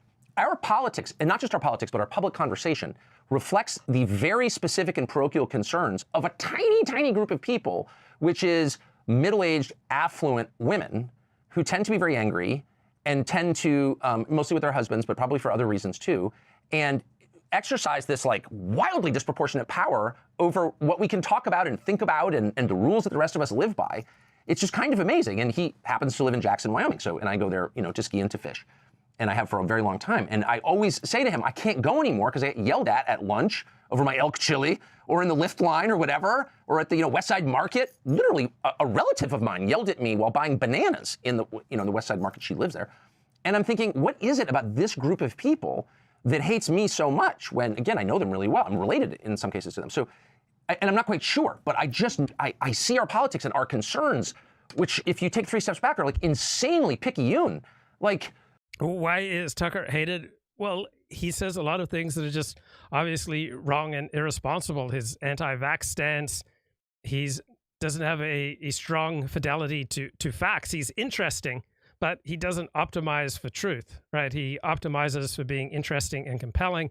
So in that way, he's a lot like Richard Spencer. The only reason is if you have a lot of debt. That's it. Yes. Yeah. Right. If you didn't have all the debt, you don't care about it. You shouldn't care about economic growth rate with respect to the measure of prosperity. The strange thing, though, is also, if the pie isn't getting bigger and people aren't doing better, then that does sow the seeds for a revolution. I mean, So I'm someone who's down with technological innovation, right? I think it's great. You can have all sorts of technological innovation, but still hold on to traditions in the way you construct your own life. So I'm not for restricting AI. I'm not for restricting technological advances. Yeah. All this divisiveness will start to explode if people don't feel like their circumstances are getting better off. This is where, in this one limited way, I guess I'd be in favor of rapid change, which is the technological area.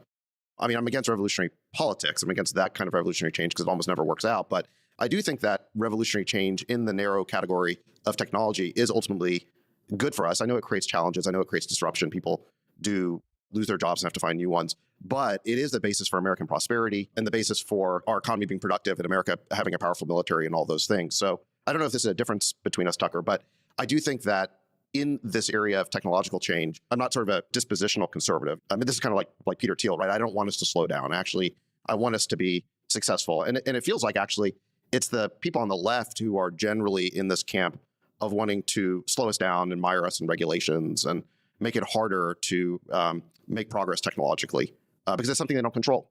I agree with that. I guess the net result is what I care about. I think it's, if you talk to old people, which now that I'm getting older and I've talked to, older relatives and stuff, like what bothers you? And I used to think it was, taking a leak 6 times a night, but it's really not. The thing that bothers old people I've spoken to anyway is the change. It's like they don't recognize. Man, I'm envious of old people who only have to take a leak 6 times a night. It sure feels like it's a dozen times a night for me.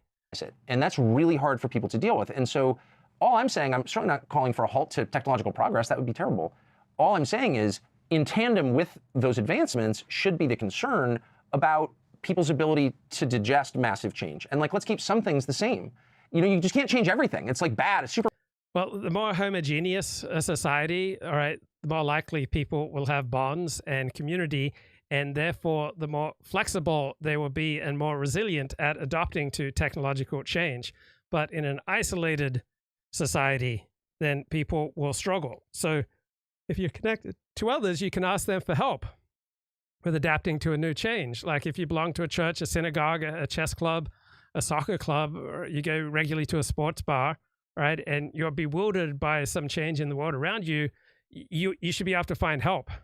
But if you're not connected, then technological change and other change will be much more daunting. Or bad. So maybe we get AI, but let's keep Halloween. Yeah, so you're arguing for tradition and things that bring people together. Yeah. This country was built off of immigrants, obviously. And chat says, bro, sounds like you need a cranberry extract. I take cranberry extract in the morning. It's fantastic. But my getting up is more a symptom of when I have trouble sleeping. So when I'm sleeping well, I can sleep for hours and then wake up with that wonderful full bladder feeling. Right, Nick Fuentes, Richard Spencer were talking to each other for the first time in years, and they're united, right? They both optimize for attention.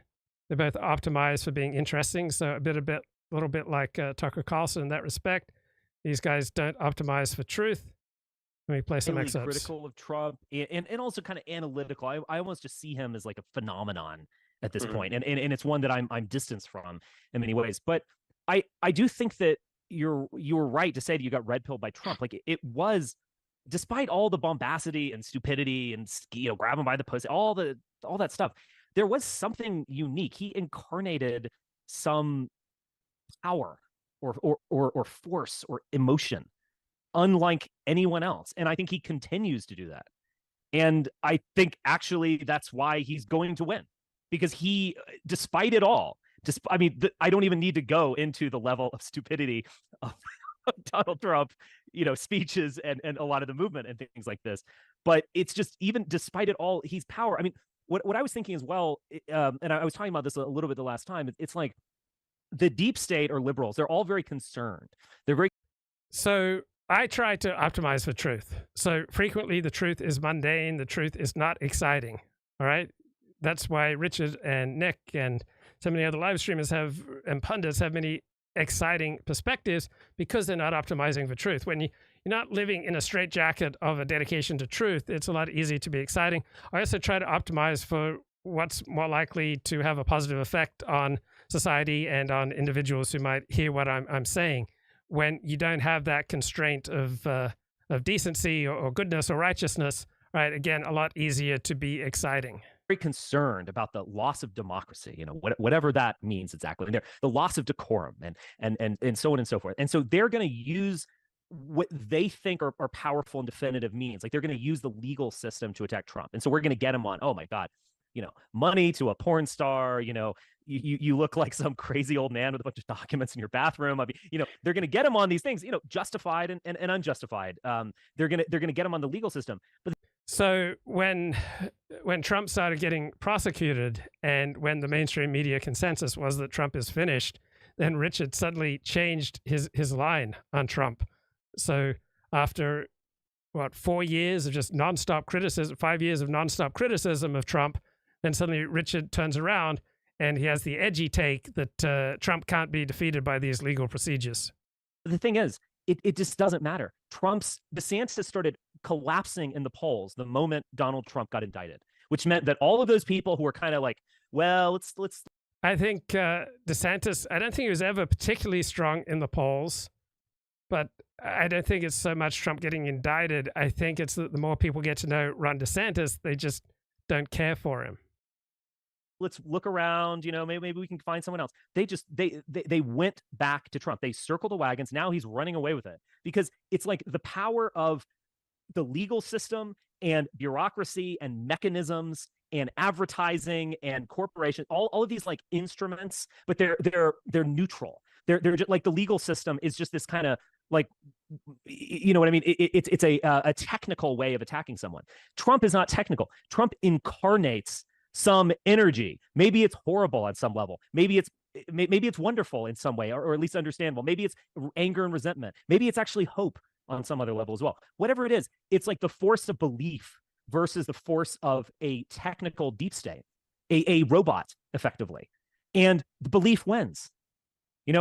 He's going to just, because they're not confronting him mano a mano. They're not going to defeat him politically, and they're not going to offer a competing vision. Like, this is our vision of the world, socialism or whatever. They don't offer anything. They're simply concerned about democracy. And he's just, despite all of his failings, he's just this power of belief and emotion that is just going to steamroll them.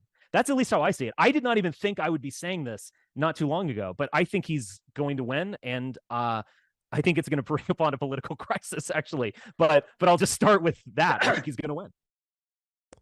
Okay, let's play a few more excerpts from this conversation between Richard Spencer and Nick Fuentes. Yeah, wow. Beast mode, straight up. It was awesome. And I was just like, this is awesome.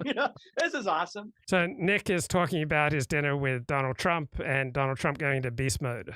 So did you do what Trump said? Did you actually tell Ye that he can't win? No, look, because you got to imagine, these are both I love both of these people. These are both of my personal heroes, right? They both like me. I just got to know them. So I just didn't even say anything. I was just like, please don't make me say, I was like, well, I don't know, because I'm like, who do I? Because Nick doesn't optimize for truth. So he doesn't want to say the truth that Kanye West can't win the presidency of the United States because Kanye is a valuable asset to his life. I couldn't say anything to Ye because Ye brought me there. Yeah, sure. It'd be very disloyal for me to be there. And, so I'm trying to be Ye's wingman, but also it's like, this is like my father's, like Darth Vader saying, hey, do this. But so I just I was like, I don't know, Did you think that the Trump movement was kind of over? Like that announcement speech, which I guess took place around a year ago or so, was just terrible. I actually remember people pointing out Spencer and Fuentes had the same opinion. It was just like no energy. He's just a typical Republican now. What's the point? I mean, did you think that Trump was over, and you thought that if there were to be a vessel for this dark energy, it might be Kanye West? Well, it's here's the thing. I sort of knew from the outset, like a lot of people did, that Ye had ran before. He ran before, and they didn't even get on the ballot in most states. Yeah. And so I recognized that it was sort of a long shot, that he would win the nomination to become. But I did think it was possible, and we were seriously putting together a serious campaign that would win. And I honestly, I believe that he could win in the future. I think that if he ran in, how delusional is this? Nick Fuentes think that he and Kanye West was putting together a serious campaign that could win the presidency of the United States. 28 or some other time, because Ye has the same intuition that Trump does. And I know that, a lot of people sort of roll their eyes at that. They say, oh, really? You think this rapper's a genius? I do. I think that, any serious person has to look at his legacy, which is that he has been at the top of the music industry for 20 years. Who else does that? Yeah, Who else puts out an album, 10, 11 albums, and they go number one? And he's the biggest streaming artist, top 5, and he didn't put out an album last year. Not only that. Okay, that doesn't show he's a genius. It shows that he's good at putting out albums that sell. Just because you put out albums that sell doesn't mean you're going to win as a politician or that you're a genius in any other area. Right? Tom Brady won what, 6 Super Bowls. That doesn't mean he'll necessarily make a great businessman or a great politician. Go into any mall and you will see shoes influenced by the Yeezy. What other musician does both? Or one of them? Very, very few and far between that has that kind of cultural influence and staying power and dominance. So he is a genius. I really believe that. And I know that because he knew things about politics, even without knowing much about politics, that most people would never understand in a lifetime. Most political junkies, if it slapped them across their... So notice he can't actually name any of these amazing genius things that Ye understands about politics or that he can do with politics. All right. I mean, having some role in designing a shoe or some clothes or releasing music that sells doesn't make you any more likely to have profound insights into politics, culture, or religion. Right? It just means that you have a common touch. Stupid fat fucking face, they wouldn't get it, because he just has some wisdom. But anyway, the big idea, I thought, is that maybe that would snap Trump out of it. I thought that what Trump needed at that time was an opponent, because what had happened is that Trump, that's what had happened was Trump, I think, became complacent. And I think that he was low energy and the speech sucked. He needed a foil. Yeah, this idea that Kanye West snapped Trump out of a funk is absurd. It was the indictments that snapped Trump out of a funk. Needed a dialectic. In 16, the dialectic was him versus everyone else, and that made him what he was. He sort of became this Flanderized character, and he had been captured and assimilated into the RNC. And yeah, I thought it was basically doomed. I thought even if he wins, it's not going to be worth it. I was looking forward to DeSantis announcing, and I actually commended him for attacking DeSantis. At the dinner, I said, look, when you called him sanctimonious, not only were you in the right, but also, I said, this is what got you elected. People aren't here for McDaniel and McCarthy and all that. I said, they're here for you. And, I said, the moment that was awesome is when you raised your hand at the first debate and said you'd run as an independent. I said, because that's the kind of deal making that we need at the table, not the sort of we'll get him next time, live to fight another day bullshit Republicans do and lose every year. And anyway, so when I sort of jumped on the Ye bandwagon, and Ye agreed too. Me and Ye both love Trump. Ye loves Trump. He's his hero.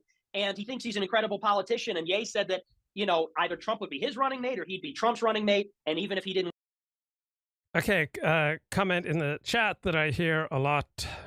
Aslan Sultan Bekov says, I usually do not associate with Americans. They are too uneducated and stupid. Well, the reason I think that Americans are regarded as particularly uneducated and stupid is that low working class Americans can still often afford to travel overseas. So for decades, the only Europeans you would generally meet in the United States were upper class Europeans because they were the only ones who could afford to travel. But working class Americans have frequently been able to afford to travel overseas since, at least after World War II. America's been the richest country in the world since about the 1880s.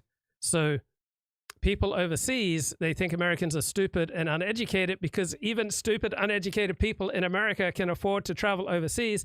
Well, generally speaking, stupid, uneducated people in other countries have not been able to afford to travel overseas, travel to America. So Americans, because of this structure, have associated Europeans with greater levels of intelligence, sophistication, and education than they really possess. And people in other countries have associated Americans much more with stupidity and boorishness than is really fair.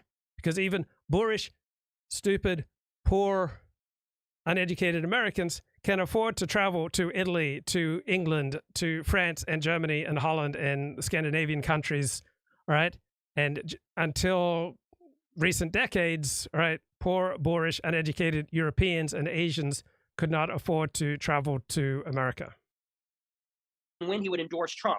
And I sort of have the same idea that if, ideally, honestly, Ye would win, and then we would have this president that loves Hitler. On the contrary, worst case scenario, he drops out and endorses Trump after he brings the beast back out of Trump. And so, but people didn't understand that. They said, well, you're disloyal to Trump or whatever. And it's like, no, that just like with Andrew Yang, this is something that is going to throw a wrench into this totally stagnant sort of system and maybe produce a better outcome. That's I actually understood it. It's funny because I was so used to being against everything that the right did out of my contrarian instinct, or I was just fed up with MAGA and all that kind of stuff.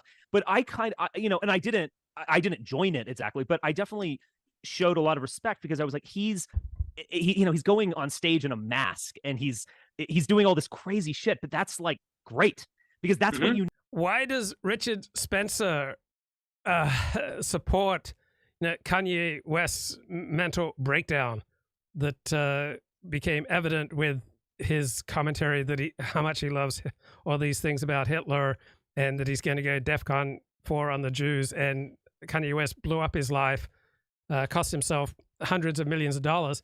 Why does Richard Spencer think that's great? In addition to, Richard and Ye share a similar distaste for Jews, but Richard Spencer is fundamentally a theater director. He is fundamentally a theatrical performer. And so he appreciated the theatrical element of Kanye, and then he sees Kanye's performance through that theatrical lens, while someone who's, say, more attuned to mental health would see Kanye's performance much more through the lens of mental health. But that's why Richard Spencer loved Kanye's outbursts, because they were just so theatrical and compelling. In reality, Kanye's outbursts were sad, self-destructive, really bad for him. And so many people who had come to this channel and regulars on this channel thought that, Ye was leading the second coming of Jesus Christ. They were so incredibly excited about what Ye was doing. It was completely a delusion. They were watching someone's, mental breakdown and thinking that this was going to save Western civilization. And you become much more vulnerable to that delusional thinking when you don't optimize for truth and you don't optimize for decency and goodness, but instead you optimize for that which is exciting, theatrical, and compelling, right? Most things that are exciting, theatrical, and compelling are not good for you and are not true. You need to be fucking crazy. You need to call up the dark energy. You need to go there in order to be relevant, because otherwise you're. No, you don't need to. You don't need to go to the dark side to be relevant. You don't need to be crazy to be relevant. You don't need to be bizarre to capture attention. Instead, you could just produce a solid body of work that makes a contribution to the world. Right? Richard Spencer's produced a very thin body of intellectual work. Right? Very few essays, very few books. Right? Very little intellectual substance, but he has mastered the art of live streaming and being compelling. But you don't have to be bizarre, self-destructive, mad, crazy, attention-seeking, right, to contribute something to the world. In fact, you're more likely to contribute something if you do none of those things. But Richard's still the perennial theater student, still primarily sees the world in theatrical terms, not in terms of goodness and decency. It's not. It's not like you want to calculate and do a little of this or that. No, you need to go full dark side in order to win, because otherwise you're going to lose. And so I did see that with Ye. I surprised myself. I'm not a fan of his music. You're long, we have differing music tastes, to say the least. But I just saw it, and it was calling up something really authentic and real, and I just loved it, because that's what we need. We don't America's going down the fucking tubes. America sucks. I mean, our culture is horrible. Everyone's unhappy. Yeah, it's just the most powerful country in the world and is on a trajectory to just be increasingly powerful in the years ahead. America is filled with, opportunity. You can create a great life in America. You can get married. You can have kids. You can go to church. You can go to synagogue. You can volunteer, right? You can build up your community. You can start a neighborhood watch, right? You can find cures for diabetes and certain forms of cancer. I mean, America has untold amounts of opportunity. And this idea that, America sucks and America is going downhill, right? That has no correlation with reality. But Richard Spencer is not seeing America as America is. Richard Spencer is seeing America as Richard is. Right? Richard's afraid that he's going downhill. Richard's afraid that he sucks, and he projects that onto America. Everything's way too expensive. Like, we're looking for a savior. Everyone wants that. And again, the left. Okay, that's bizarre. The idea that everyone's looking for a savior. 99% of people are not that interested in politics. I would say the percentage of people, of Americans who are looking for a savior is well under 10%. If you're any kind of normal Christian in America, your savior is Jesus of Nazareth, right? If you're any kind of normal observant Jew, you know, your salvation comes through the Torah. If you're a devotee of your profession, in all likelihood, you derive, you know, a great deal of your meaning in life from your profession and from your family and from your friends. I mean, what percentage of Americans seriously are yearning for a savior? I'd say well under 10%, probably under 5%. Like, throw it down in the chat. What percentage of Americans do you think are yearning for a savior to solve our problems? I think only highly immature, theatrical people are yearning for some kind of, you know, theatrical revelation that will solve their problems. But there will be no theatrical revelation that solves America's problems or our problems, social problems, economic problems, right? There's no theatrical revelation that's at hand. I'm thinking about that poem by William Butler Yeats. Turning and turning in the widening gyre, the falcon cannot hear the falconer. Things fall apart. The center cannot hold. Mere anarchy is loosed upon the world. The blood-dim tide is loosed, and everywhere the ceremony of innocence is drowned. The best lack all conviction, while the worst are full of passionate intensity. Surely some revelation is at hand. Surely the second coming is at hand. When a vast image out of Spiritus Mundi troubles my sight, somewhere in the sands of the desert, a shape with the lion body and the head of a man, a gaze blank and pitiless as the sun, is moving its slow thighs, while all about it, real shadows of the indignant desert birds. The darkness drops again, but now I know that 20 centuries of stony sleep were vexed to nightmare by a rocking cradle. And what rough beast, its hour come round at last, slouches toward Bethlehem to be born. Right? Very exciting, but not very practical or realistic analysis about what's going on in the world. Just refuses to present it. You know, like, I'll defend Biden to some degree. I think he's a decent guy. His presidency up until the Israel stuff, I thought was decent, actually. I'm glad we got out of Afghanistan, you know, child tax credit, whatever the fuck, you know, it's good. But again, he doesn't represent anything, as you were saying. He's just this old guy, kind of sort of managing a system that's beyond his control. And I think we're in an age of anxiety in the 2020s and I think beyond. I think we're in an age where we're in a kind of post-religious, post-Christian. You know who's anxious? All right, is people who aren't securely attached, people who aren't connected, people who don't have a family, don't have a profession, people who don't have purpose and meaning in life, people who aren't out there volunteering. All right, America as a whole is not being destroyed by anxiety, but the most marginalized Americans are filled with anxiety for good reason, because if you're living life on the margins, right, the quality of your life is not going to be very good, and the length of your life is not going to be very long, right? Life on the margins tends to be nasty, brutish, and short. Thank God most Americans are not living on the margins. Age, but not in the sense that everyone's becoming atheists. I think in the sense that everyone is looking for a savior. I just think that's very true. And if you can't offer that, if all you offer is we are going to not appoint a conservative Supreme Court justice, or we're going to protect democracy, whatever the fuck that means at this point in time, you're just going to get bulldozed by something where it's the power of belief. I mean, I do think that Trump will probably disappoint you, but he carries that messianic energy with him. And that is something that's very real. That's something that people need in this day and age. And so I have a undying respect for people who are willing to carry that energy forward.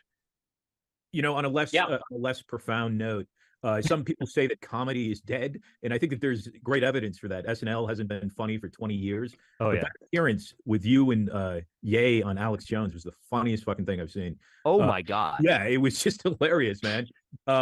So I enjoyed that. I appreciate it. So if nothing else, that was just an epic moment of comedy that I don't think that can be replicated or repeated. Yeah, I like when Alex Jones was like strange and like, perfect. we know that Hitler is truly a puppet of the lizard people, but we don't like Hitler. And then Kanye just called him on it. He was like, no. I like Hitler. Well, the best part, he goes, He goes, so you like the uniforms? No. Yeah, right. There's a lot of things. Which is so, like, that's such a perfect sense. No, there's a lot of things I like about Hitler. Which is Yeah. And they sort of out Alex Jones. Well, yeah, and I agree with you. And this is one of the reasons why we come from very different places. You're the Nietzschean, and I know, not a Christian by any stretch, and all that. Oh. But I think one of the reasons why maybe there's a mutual respect is because I think we both have a contempt for the ordinary and for especially for like the stodgy conservative. Because I feel like that's one. Wait, what mutual respect between Richard Spencer and Nick Fuentes? I mean, these guys have more often than not absolutely loathed each other. So this is a highly delusional conversation, right? At this moment, they are conjuring up some mutual respect. It's not very deep, and I suspect it's not long-lasting. One of the worst things that happened to Trumpism is that when Trump came out in 2016, he was a billionaire celebrity with a gold tower and from New York.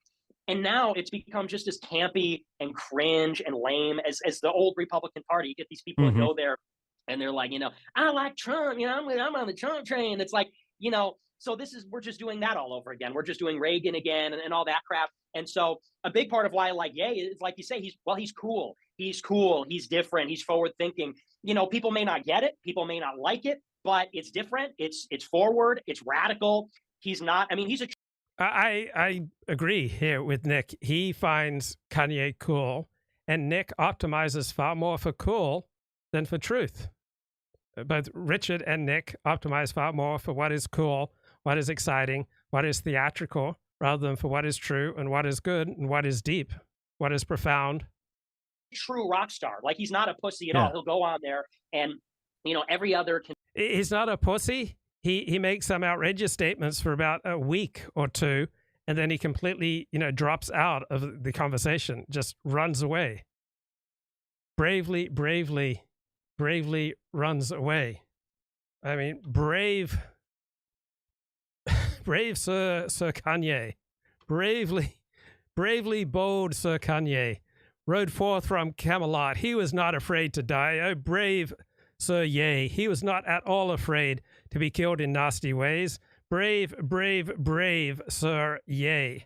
He was not in the least bit scared to be mashed into a pulp, or to have his eyes gouged out, or his elbows broken, to have his kneecap split, and his body burned away, and his limbs all hacked and mangled. Brave Sir Ye.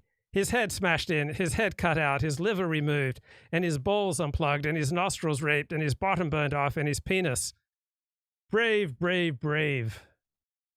Yay. Conservative will say, let's check in on the Magic Americans, and then, Ye, who's a billionaire celebrity with everything to lose, will come out and say, DEFCON 3 on the Jews. I love Hitler for many reasons, and all that. And I'm with you. I look at those figures and I'm with you on the power of true belief. There's nothing more powerful than true belief. And, people that can harness that. I want to be a lieutenant. I want it to rub off on me. You know what's more powerful than true belief?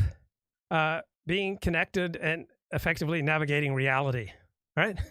That's more powerful than true belief, right? Being in touch with reality.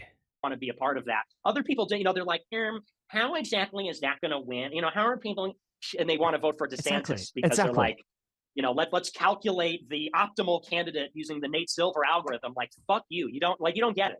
Yeah, Ron DeSantis shows that he can govern, right? Donald Trump has never shown he's any good at running things, right? Ron DeSantis is very effective at running things, very accomplished governor, right? I think Ron DeSantis would be a far more effective president than Donald Trump or any of the Republican nominees. But Nick Fuentes and Richard Spencer have contempt for effectiveness, right? They have contempt for expertise, outside of their own. Ron DeSantis is just very effective at the boring old task of governing. He knows where to push the buttons to get things done. That's just not exciting, not theatrical enough for Richard and Nick. It's a 100% agreement on that. Yes. So, okay. So what happened? What happened? Because it kind of went out with a whimper and not a bang, the Ye campaign. Yeah. What happened? Did he lose his nerve? Was it just impossible to raise money, or what happened? Well, it was honestly a series. So Rupert Murdoch, when he went into the US news media, he was told you can't have all the Jews opposing you. And so Rupert Murdoch started the Weekly Standard. He subsidized the Weekly Standard as a magazine for neoconservatives, and he kept some of the Jews on side.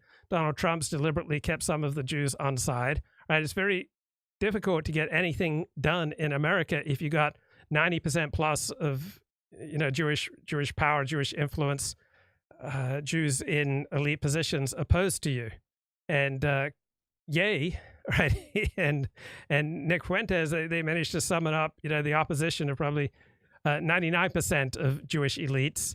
And that may feel very exciting, but you simply can't get anything done in the face of that opposition.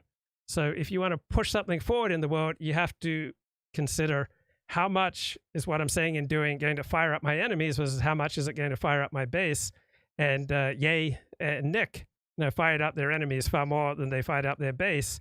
And Ye was destroyed. Is a thing. So the timeline, at least with my involvement, is I got out there on November 17th. This is after the DEF CON tweet and the Tucker Carlson thing. So I got out there November 17th. The dinner was on the 22nd. Tim Pool was 1 year ago today, so November 29th. And the Alex Jones thing, I think, was a week after. So by the time of the Alex Jones, so after Alex Jones, he got banned on Twitter.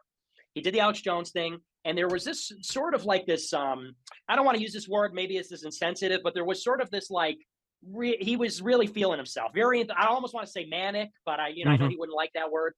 But so like we do the Alex Jones thing, and he loved it. And we jump on the... Right. Nick doesn't want to say the word manic because, he wouldn't like that word. So Nick is not optimizing for truth. He's not going to say things that are going to cost him, his valued connections. Jet, we fly to Miami, and we meet with this guy, and then we're driving 100 miles an hour in a Tesla down from, actually it was in Boca. We drove from Boca to Miami, and he's blasting his songs. Why doesn't this fucking thing go louder? We're blasting, pick us up. I'm telling him songs. He's making videos and posting them, and then he posted the swastika, and then he got banned. And, so after that, it became really difficult because basically the reality began to set in. And, the thing that... So people like Nick and Richard and Ye, they're not primarily interested in winning.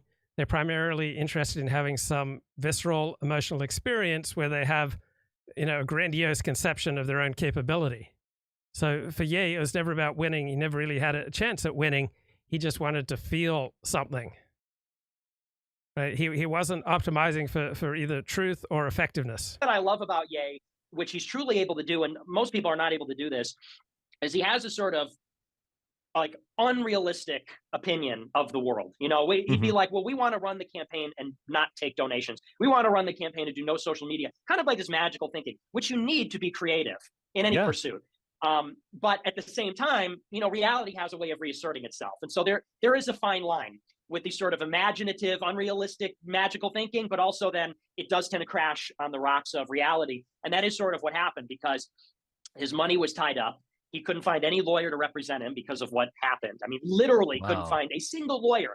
And so the money was running out, had no representation, had no social media. Like it was really bad. He was in the maximum pressure, maximum sanction situation.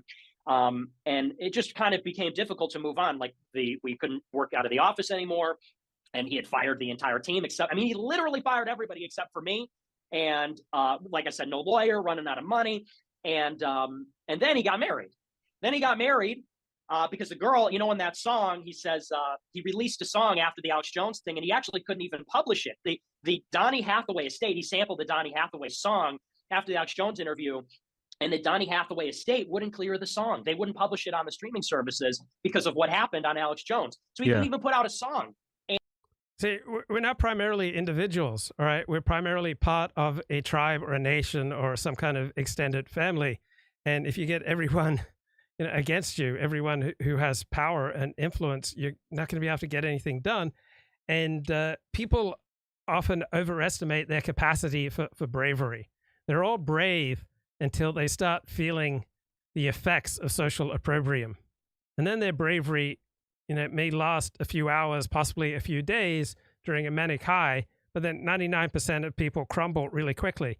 Ye crumbled. He ran away. All right. He had delusions that were smashed by reality. And I mean, the idea that Ye ever had a chance to become president of the United States is completely absurd. And anyway, in the song, he said, wake up to an I can't do this anymore text. After the Alex Jones thing, his girl texted him and said, I can't do this anymore. And he had to win her back and everything. And anyway, they got married. Yeah, she's Australian, right? And not many women are going to want to connect with you if you are facing social opprobrium. I mean, there are times in my life I experienced considerable social opprobrium, and women would just flee from me. I mean, even women that I was having regular sex with would flee from me. Married, and basically after he got married, I didn't see him again for a long time, for a couple months. And by January, he was telling me, you know, I think actually maybe we'll just do a change of plans, run for a different office, run another time. Now me, I was in a position where I was sort of the last man standing. I was the only guy left on the political team. So it's very tempting to think of ourselves as individuals who are, you know, autonomous and strategic and using our reason to navigate our way through life. But almost all our ideas, all right, we're borrowing from some outside source. Maybe we're reassembling them in some small way. All right, we all depend upon other people, right? We all need, you know, connection and community as our primary source of energy, right? It's very difficult to, you know, have the strength to carry on in the face of overwhelming social opprobrium. So I don't look at people primarily as individuals. I look at them primarily as part of a group, part of a tribe, part of a nation, part of an extended family. I just think that's much more effective at understanding how the world works, right? We live in a highly individualist society in the United States, and so we, you know, overestimate the power of the individual. All right, San Francisco, you're on the air. I'm listening. Elliott Blatt, welcome. Welcome, bro. Okay, Elliott Blatt, come on, man. Come on, man. Got Elliott Blatt here, and we'll try to get him talking. Team, I said, I have some resources at my disposal, and I have, you know, Rolodex here, and I have the connection with him. I said, I'm going to move heaven and earth, if possible, to make it happen. And that way I have no regrets. That way I can't look back and say, if only I tried harder, you know, Ye could have been the president. So I really did try to make it happen, but, you know, you get it. They put maximum pressure, and it's difficult to move. And anyway, you can't move like you can when you're not canceled. And so, I mean, I put some meetings together. We interviewed Kim. Yeah, that's because we live in a society, all right? You can't go up against all the basic norms of society and then expect to move freely and effectively. Campaign managers, and we built a website and everything. And I saw him again once or twice after in this year in 2023.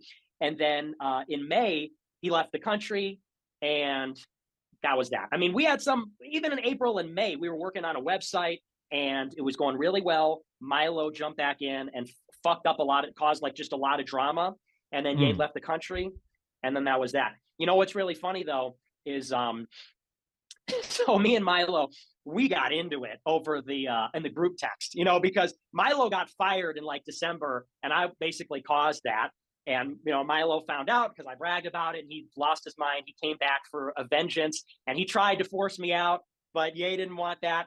And so me and Milo got in this biblical fight on the group text, and me and him are going back and forth, you know, just ripping each other a new asshole in front of Ye and the CEO of Yeezy and Bianca and like the whole crew, the whole fucking company. Me and him are going out in the group text, and by the end of it, Ye, after like 3 hours after the dust settles, he goes, "Thank you both. That was very entertaining." He goes around and says he wanted to do a reality show with like me and Milo and the crew.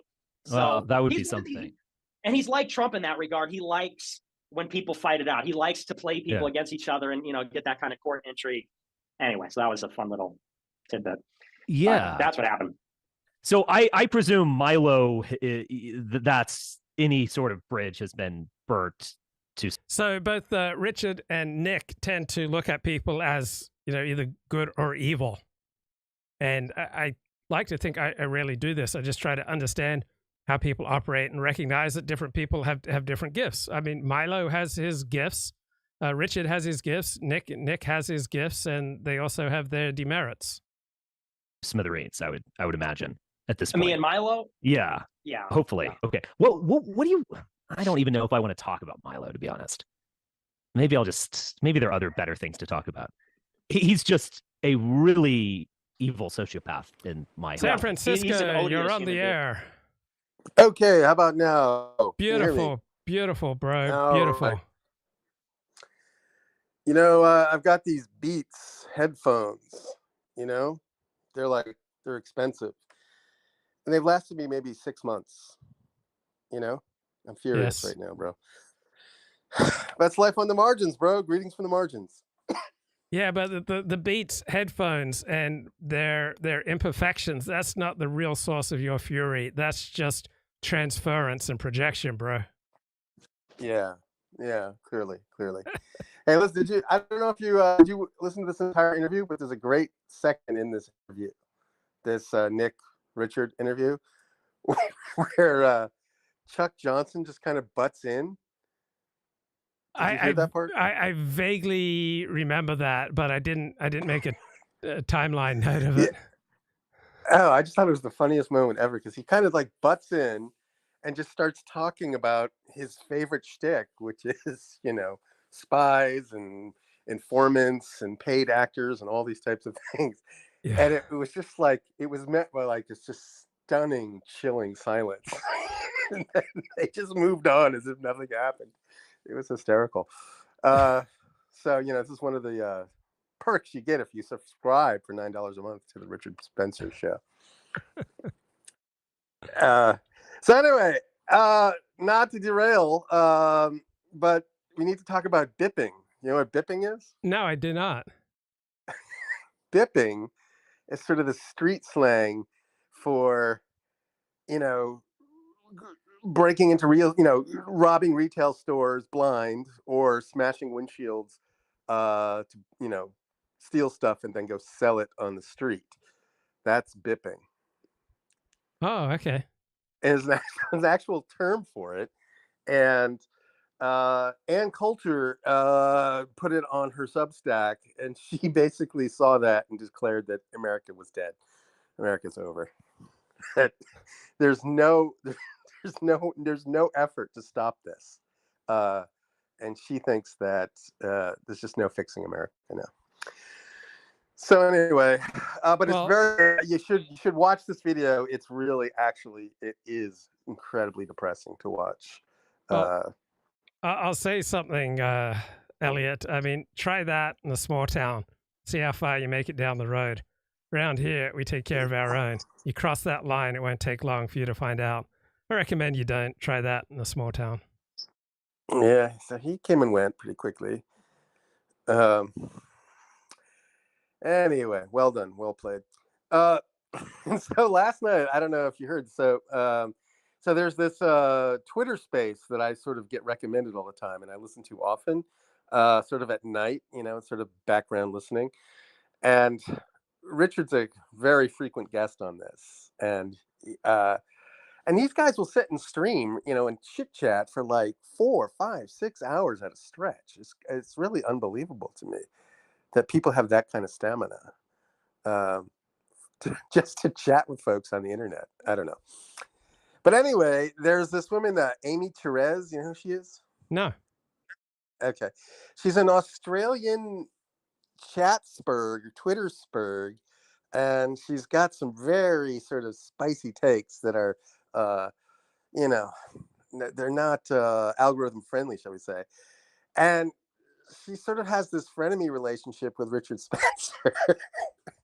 And she's basically come out, you know, very pro-Israel, very anti-Hamas, which is, you know, the opposite of Richard's position vis-a-vis Israel. And they finally met last night on Twitter, or they started going at it at Twitter. And it was an interesting conversation. But Twitter Spaces are they're where the fun is, bro. Who hosts this space? I think it's this guy called Nuance Bro. His handle is Nuance Bro, and that's all I know about him. And you know, he's fair enough. There's some, you know, it sounds like these guys have solid jobs, solid careers, high IQ, possibly, you know, government related or government adjacent, something like that. But are you optimizing for fun or for truth here, Elliot? Oh, come on, bro. It's always for fun, bro. That's the problem with me. That's what keeps me on the margins, man. So anyway, so then so a Jewish fellow came on. So basically the dominant tone of this space is, pretty much anti-Jewish, anti-Israel. And it's kind of a hug box a lot of times, or it's that topic which I simply cannot stand and cannot bear to listen to, which is, it goes this way. Bro, I saw this movie and it was good. I hate that conversation. I literally just cannot bear like even a minute of it. It's just like, it's the worst. But anyway, so this Jewish fellow calls in, and he was very high IQ. He was very the other guy that was on this was Matt, your boy Matt. History Speaks Matt. Yeah. He was a member of the panel, and he's basically gone on an anti-Israel jihad. He's basically a jihadi as far as I'm concerned. And I don't have to disavow that or not if you do, but so he got into it with this Israeli caller, or Jewish. I don't know. He may have been Israeli, but who was very, very well versed in like the technical details of the history of the origin of Israel. And the two of them were going back and forth, and then sort of Richard kind of butted in, as he's wont to do. He sort of like seems to like to take control of the stream. He sort of, theoretically he's just a participant, but he sort of likes to assume this leadership role even if it's not appropriate. But anyway, so he sort of butts into the conversation, and then the Israeli, says, "Oh, this is Richard Spencer? I don't want to talk to you. You're a neo-Nazi." I'm not talking to you. And at this point, the Israeli gets kicked off, summarily executed, kicked off the stream. I don't know if it's possible to find this conversation, but it was hysterical. But this is like 3 a.m. last night. I'm hearing this. So anyway, that was a bit of dopamine for me last night, bro. And how's your cold water swimming going? I've been doing nothing but work. I've been really crushed. So, but it's coming to an end, the light at the end of the tunnel. But yeah, it's been a real slog for the last month.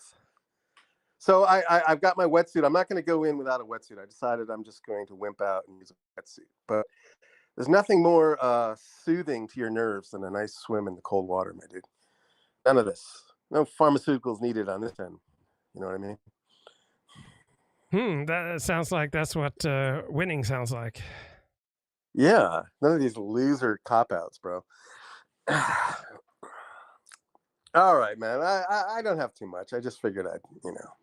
But you gotta. Bipping is the word of the day. I suspect that bipping is going to become common parlance pretty soon. That's my bold prediction. Okay, that's discouraging. You don't see much good news on the horizon. No, none at all. It's terrible. Everything's closing. It's just weird. It's like a ghost city now. I didn't think things could fall so far so fast, but they have. It's awful. And have you been back in the flotation tank? No. It's just not worth the money, I decided. Fun as it was, but like you can go once for like $80. Or you can go every day for a month for like $400 or $500. There's no sort of reasonably priced option, right? It's not worth $70 or $80 to go once, but it's also not worth a $500 a month commitment. So I couldn't find the price. Yeah, how about a sports bar? I think you need to hit a sports bar at 1:25 p.m. today. Epic game, San Francisco 49ers visit the Philadelphia Eagles. I mean, you should be able to find community, connection, male camaraderie. It's all going down this afternoon, bro. I may just do that, actually. There is a bar I could go to. And it's going to be a good game because this is really going to be... I think this will be probably the most important game of the regular season for the 49ers. Yeah. I mean, San Francisco beats people down. I can't wait for this game, bro. Can't wait. I can wait, but I'm excited. There's no question. What you got to do is you got to watch the game, but you got to listen to the bone. You got to listen to the bone for the commentary. then you get the true San Francisco experience. Oh, so I was in a sports bar Thursday night watching the Cowboys and the Seahawks, and I meet these complete strangers. And how long do you think it takes me to get on to talking about hero systems? About 10 minutes. Like, these were conservative guys, and they were kind of outraged that many lefties were seizing on Osama bin Laden's letter about why he attacked America.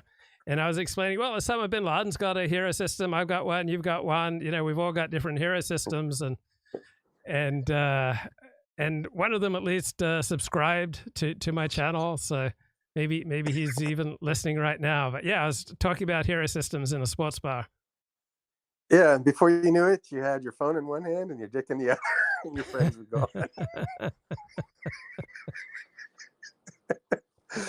Well, maybe I'll hook you up with a Deep Left Jokel with my personal connection. Maybe you two could have it out. That'd be nice. What's going on with Deep Left Jokel? He seems to have disappeared. I don't see his notifications anymore. I think he's having kind of a lost in the desert experience. I think he's doing some deep introspection, which is probably well suited to him. And have you been playing tennis? No, I used to play tennis a lot. I mean, a super amount, but it just hurts too much. The day after playing tennis, it's like I'm riddled with pain from head to toe. I just don't recover as much as I used to.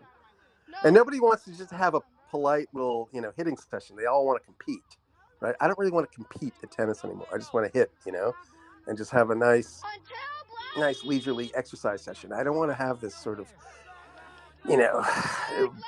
grin and bear it, mano a mano competitive situation. I don't want any of that, because I'm going to when I do, I push myself way beyond my limits. So no, but I think it's great. I was recommending that Stephen J. James play some tennis.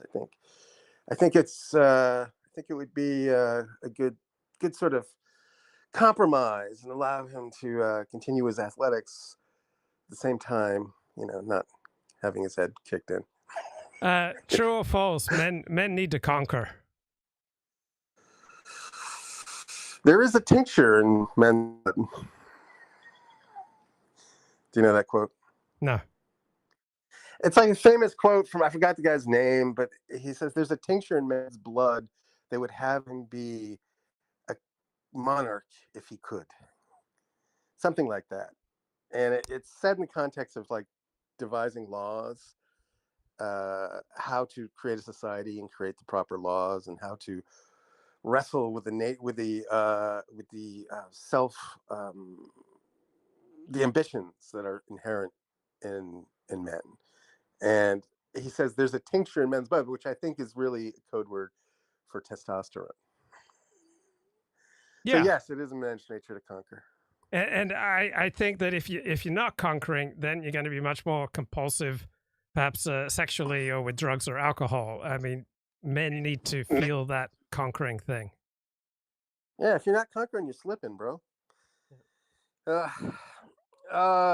Anyway, hey, listen, I got more work crap I got to do. I got to drop. Okay, I wish you good mental health.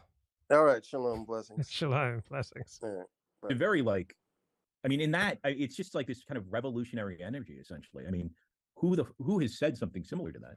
And it's a kind of anti-capitalistic, like, fuck you. You can't control my speech through your money. You're bribing it. It was very. I have to say that I admired it. It's hard not to. He called out Bob Iger. He was like, Bob, I know you're in the audience. Go fuck yourself. I mean, and then he said, I don't know about this, guys. I mean, I don't know. I mean, this talking about Elon Musk, and now I think it's Chuck Johnson who's interjecting here. Charles Johnson here, and you have to understand there's always been a relationship. Oh, okay. There's always been a relationship between the apartheid, South Africans and the Netanyahu types, right? They're both about the systematic oppression of people. And let's be real here. Like he went over to Israel both because Bibi needed him, but they both needed each other. It's a mutual parasitism. Like let's not. The larger thing that's going on here is the macroeconomics are shifting. Interest rates are higher. Firms are spending less money on advertising. And if you look at all the firms that basically are boycotting Musk right now, they're all Chinese implicated, right? Biden goes and meets with Xi. They cut all the advertising revenue. I mean, that's what's really going on there. Well, look, I think that we can temper our enthusiasm and look at these things, with clarity. I mean, for example, Musk, but I don't think anyone on this call is overexcited about Musk And no one on this call, I think, is overexcited about Trump, for example. I think that we've learned, right? We have some experience and wisdom now. We all were very excited about Trump in 2016, and I think that we've kind of had our hymen broken, as it were. We're now experienced as we were. Maybe that doesn't apply. Raped. We got grabbed by the pussy. Nick was being called out by Netanyahu by name, right? Like, let's not forget, like, I mean, how old were you, Nick, when the prime minister of a foreign country came after you? Like, they're clearly threatened by what Nick represents. And this is just very obvious. And it's more like they have to bow down to the shift in the power that's taking place. That's clearly what's going on. I mean, Musk wants advertising attention, but he also wants users, and the users don't like Israel. Like, it's over for them, across the board. All right. Well, yeah, Charles, it seems like you're sounding a more positive note now. But I think that we have to be realistic. And I think that your note of caution is also well taken. I mean, these because again, to Nick's earlier point, this idea of Trump essentially being an egoist, I think that also applies to Musk. So they're egoists, and they kind of like don't want to be told what to do. When you tell them what to do, they're kind of like, well, fuck you. You know what I mean? And the problem is that the problem the Jews are encountering is the Jews are traditionally the people that tell you what to do, right? And so when they start telling Musk and Trump what to do, they get pushback. Yeah. I don't. Can someone? Let's mute some. Yeah, Please. there's some. Please, mute yourself, and we can just raise hands in just a little bit. So Nick, let's go back a little bit. So I remember I couldn't find these videos because I. So how many people have you seen at a Free Palestine demonstration that you would like to court? Because these demonstrations do not seem to be inspiring our most physically attractive fellow citizens.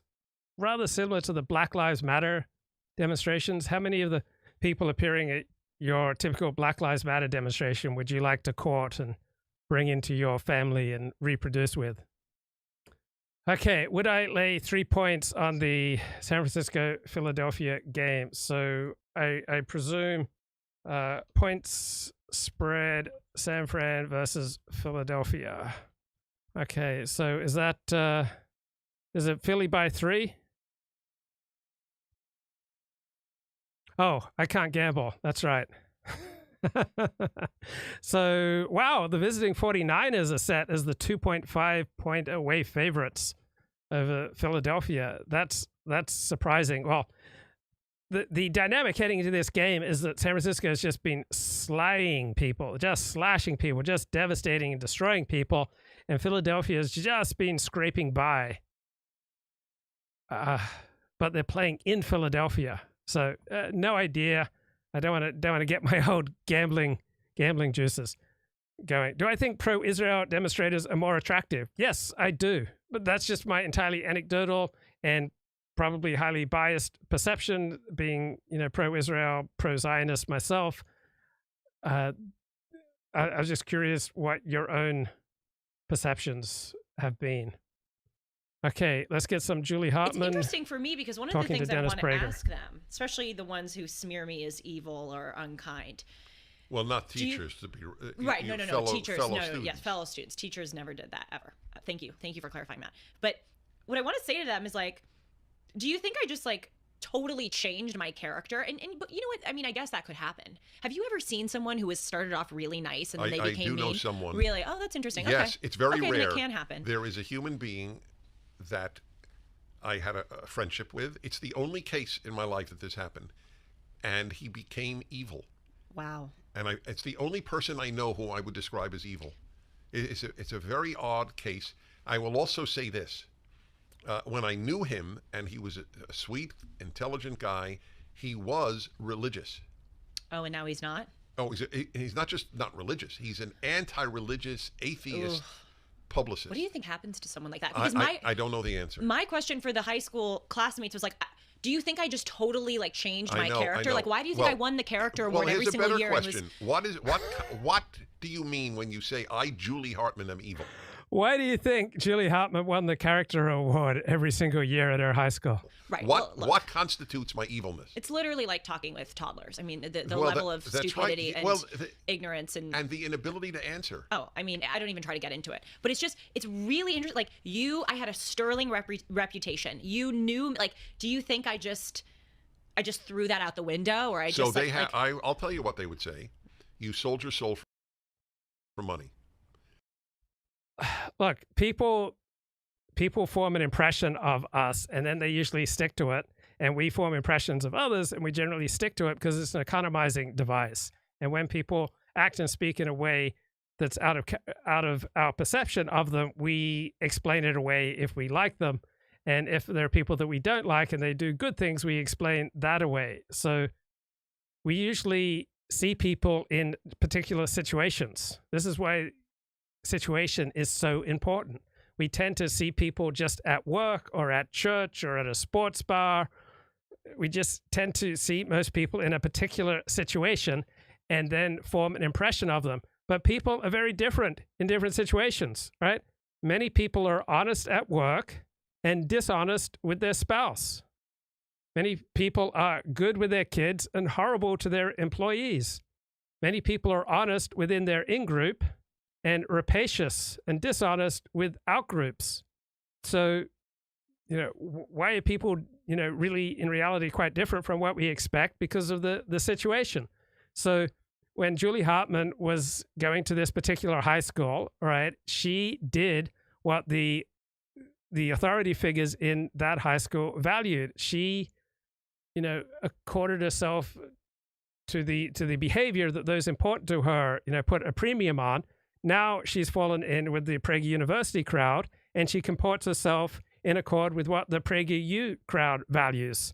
And so that's what we all tend to do, right? We find our crowd, and then we try to behave in a way that our crowd will respect and praise, all right? When we develop a hero system, all right, we get this notion of what's heroic, and then we live up to this hero system that generally comes from our community. And that's what tends to guide us in life. And when we change our hero system and change our community, right, we're going to change what we value, and that's going to have some effect on our behavior. As we change in situation, right, our behavior is going to change, right? I noticed that my friends who get married and have children, right, their family becomes their top priority, and it becomes very difficult to schedule anything with them anymore because they're so preoccupied with their kids. They don't have time for the friendship anymore. It's a very common Where's the money? thing. No, that's a separate. That's right. They don't. They say this about all of us. Yes. Oh, yes. Prager. Oh, he's a conservative because that's where the money is. Are you joking? That's where the money is? 99% of the money in this society for advocacy is on the left. Oh my God. I mean, I didn't sell my money or my money. I didn't sell myself for fame. I'm not famous. I didn't sell myself for money. I'm not, making millions of dollars. I've lost friends. I mean, this has been a huge, and by the way, I'm so grateful for this career. I love it. It's changed my life. It's elevated my life. There have been a hell of a lot of sacrifices. They just think you're right that, she just did. People, you know what? Forgive me. I know you want to say something, but I want to make this point. This world that we're in, the conservative, public-facing, talk, podcast, media world, it's such a rarefied world. We should really discuss that. As I've told you, I've never, and I mean never, met someone who's on the air who isn't lovely in person and gracious. And I've met Hollywood people who are, growing up in LA, I've met Hollywood celebrities, and some are really nice and some are really not nice. But in this conservative media world, everyone is off the air exactly who they are on the air. And being at this conference that we were at in London, which we haven't talked about on Dennis and Julie, by the way, so much of it was networking. And what was so amazing, I observed this, was like all of us are networking with each other to try to facilitate the most amount of good. Mm-hmm. Like, what other world where you're exchanging business cards and you're trying to get to someone solely because Yeah, in certain situations, they're really nice. And guess what? In other situations, they're not nearly going to be nice. All right. It's not like conservatives are just universally morally superior, more honest, more nice than people on the left. Because you want to save Western civilization and do the most amount of good. And so I think that the reason why there are so many genuine people on this side is because many of us, and obviously there are... Okay, why do many people on the right seem more genuine? Because people on the right tend to come out of visceral attachments, right? People on the left tend to come out of a strategic, autonomous, reflexive, rational enlightenment approach to life that values reason and working towards a certain disembodied courtier morality. People on the right tend to have much more visceral attachment, and so they are much more likely to seem authentic. Probably some, but like almost all of us are doing what we're doing for a cause that's greater than ourselves. That's we're not, right. like we're not selling out. A lot of us are not selling out for money. So I was raised a liberal, a Democrat, and of course a Jew. Redundant. Almost, that's right. In Brooklyn. So my life has ended up with conservatives, Christians, and what did I say? Liberal. What were the three things I said? Liberal, Democrat, Jew. Oh yeah. So Republicans, conservatives, and Christians, and they're just generally really nice people. Oh yeah. I'm not going to say there aren't some bad apples, but that's inevitable. But yeah, it's really it's really struck you. Yes, so much. I mean, again, Yeah, they're nice in some ways, but as Julie spends more and more time in this world, right? She works for a conservative Christian organization, Salem. Most of her social life seems to be with the PragerU crowd, so she has every reason right now to fit in with this crowd, just like she largely fit in with her high school crowd. But as she spends more time, right, she'll inevitably be hurt and disappointed and let down and come to a more nuanced understanding of this. Everyone who I shouldn't say everyone, but almost everyone who I encounter in this world are just so genuine good and deep. Genuine. Very genuine. As you said, the same off the stage as on the stage. Yes, because... Yeah, people who join Scientology say the same thing. People who join the Moonies say the same thing. People who join cults always speak this way. Because how do cults work? They discredit other sources of information. And that's, what Dennis Prager and PragerU does. They practice, epistemic corruption. Right? They promote epistemic corruption. They try to deny other sources of knowledge and try to claim that, I, Dennis Prager, with no expertise, I know more about vaccines than people who've devoted their life to studying vaccines. So through epistemic corruption, through various manipulation techniques common to gurus, right? You bring people into an insular in-group and you give them love and you shape their worldview and you discredit outside sources of information. Because look, maybe there are some people who are coming into this.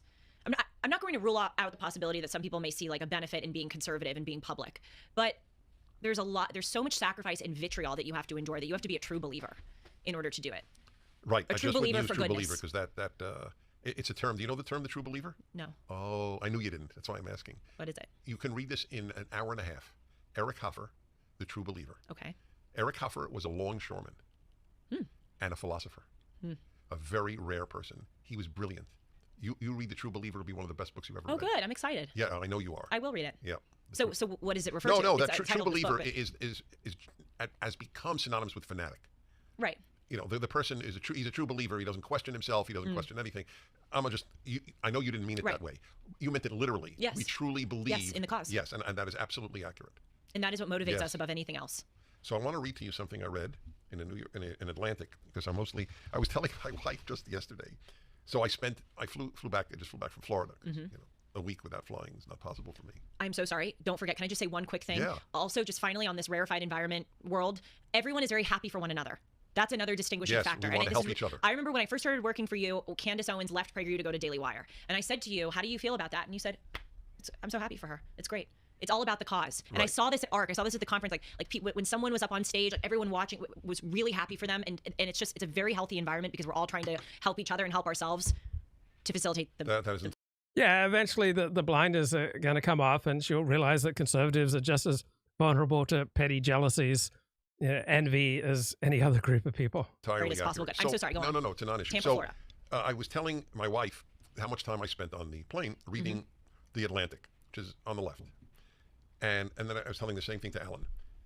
I actually, it's almost bizarre, the interest I have in reading those I don't agree with. That's why I learned Russian, to read Pravda, the Soviet communist newspaper. I have always been fascinated with the opposition, and especially with the left. How and why do they think what they think?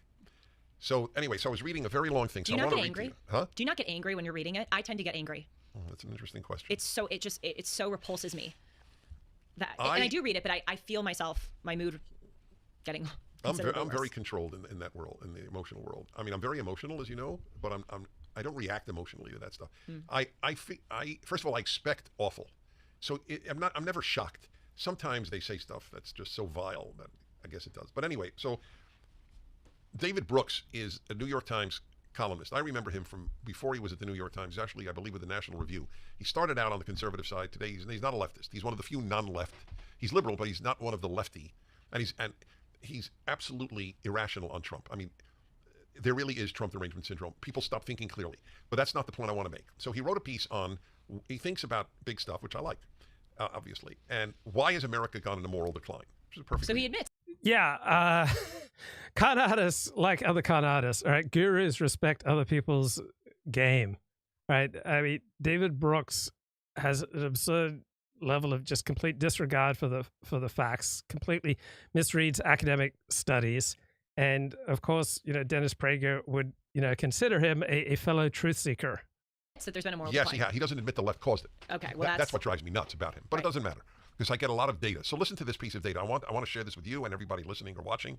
According to research by Ryan Streeter, who is at the American Enterprise Institute, we'll definitely have him on my show as a result of this one line. Ready? Listen to this line. See, I read very slowly. And one of the reasons I read very slowly is because I want to understand every word that is said. I learned to read, in effect, studying the Torah. And you learn it by reading it very carefully and always asking, what does it mean when it says that? Why doesn't it say X? Could have said X. And with this very slow, careful reading, what Dennis Prager reads almost always simply confirms his pre-existing perspectives on life. X better with Y. Okay. Lonely young people, this is going to fascinate you. Lonely young people are 7 times more likely to say they are active in politics than young people who aren't lonely. That is an interesting insight that rings true. I have been talking about this for years. Leftism is a way for people, especially young people, to find meaning. Going to a protest, posting on your social media, putting these stickers on your computer, trumpeting out what you believe is giving people a life purpose. Absolutely. If you don't know what you are, what you want to do, but that is a really compelling default. So it's interesting that the term is the basis is lonely. I will assuage my loneliness in politics. And what's great about that too for them? They feel like they're a part of something. They're feeling like they're around other people and they're less lonely. And it's a way to channel anger about their own lives, their own loneliness, their own lack of purpose, and they sublimate that rage and that dissatisfaction and project it onto America.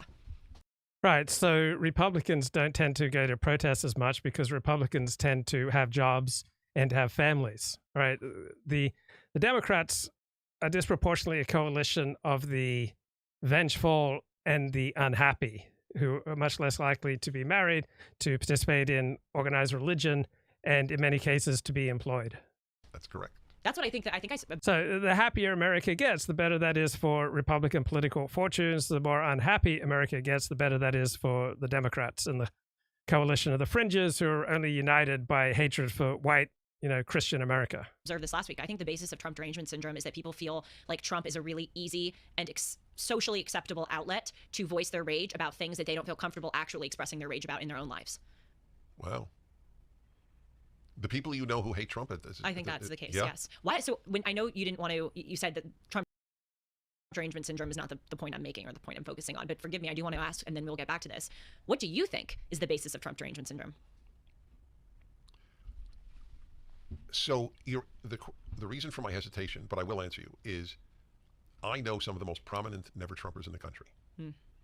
So it's a very emotionally difficult subject for me because I have been friends with some of them, and they're very famous. So Dennis has often talked about how he's never lost a friend. He does have a gift for friendship, and he does have a large network of stable relationships. But at what price? How do you maintain a large network of stable relationships? How do you not lose a friend? Essentially by not changing, by not growing. Like when you grow and change significantly, you will inevitably lose friends. But Dennis Prager, apparently stumbled upon an approach to life that worked for him in high school, and he largely has not changed that. And therefore, that makes it easier to maintain this large, stable network of acquaintances and friends. if he was to make a profound change, all right, he would lose many of those friends. As indeed he did when he became a conservative in the late 1980s. Almost all his public speaking gigs in Jewish life dried up. Famous individuals. And I'm sure very deep, good people. Well, they're deep and good in almost every other area. Yeah. See, if you Good don't point. like Trump, I have no issue. I don't think he's terribly likable. But who cares? Why isn't the question that people ask or should ask, is individual X good or bad for America? Not do I like politician X is a narcissistic question. Because we I live in don't the give cult a of self. damn whether you like Trump or not. It is a Okay, that's a pretty good point. All right, a little excerpt here from Decoding the Gurus, a specific video, Decoding Academia, a paper on analytical thinking and religious belief.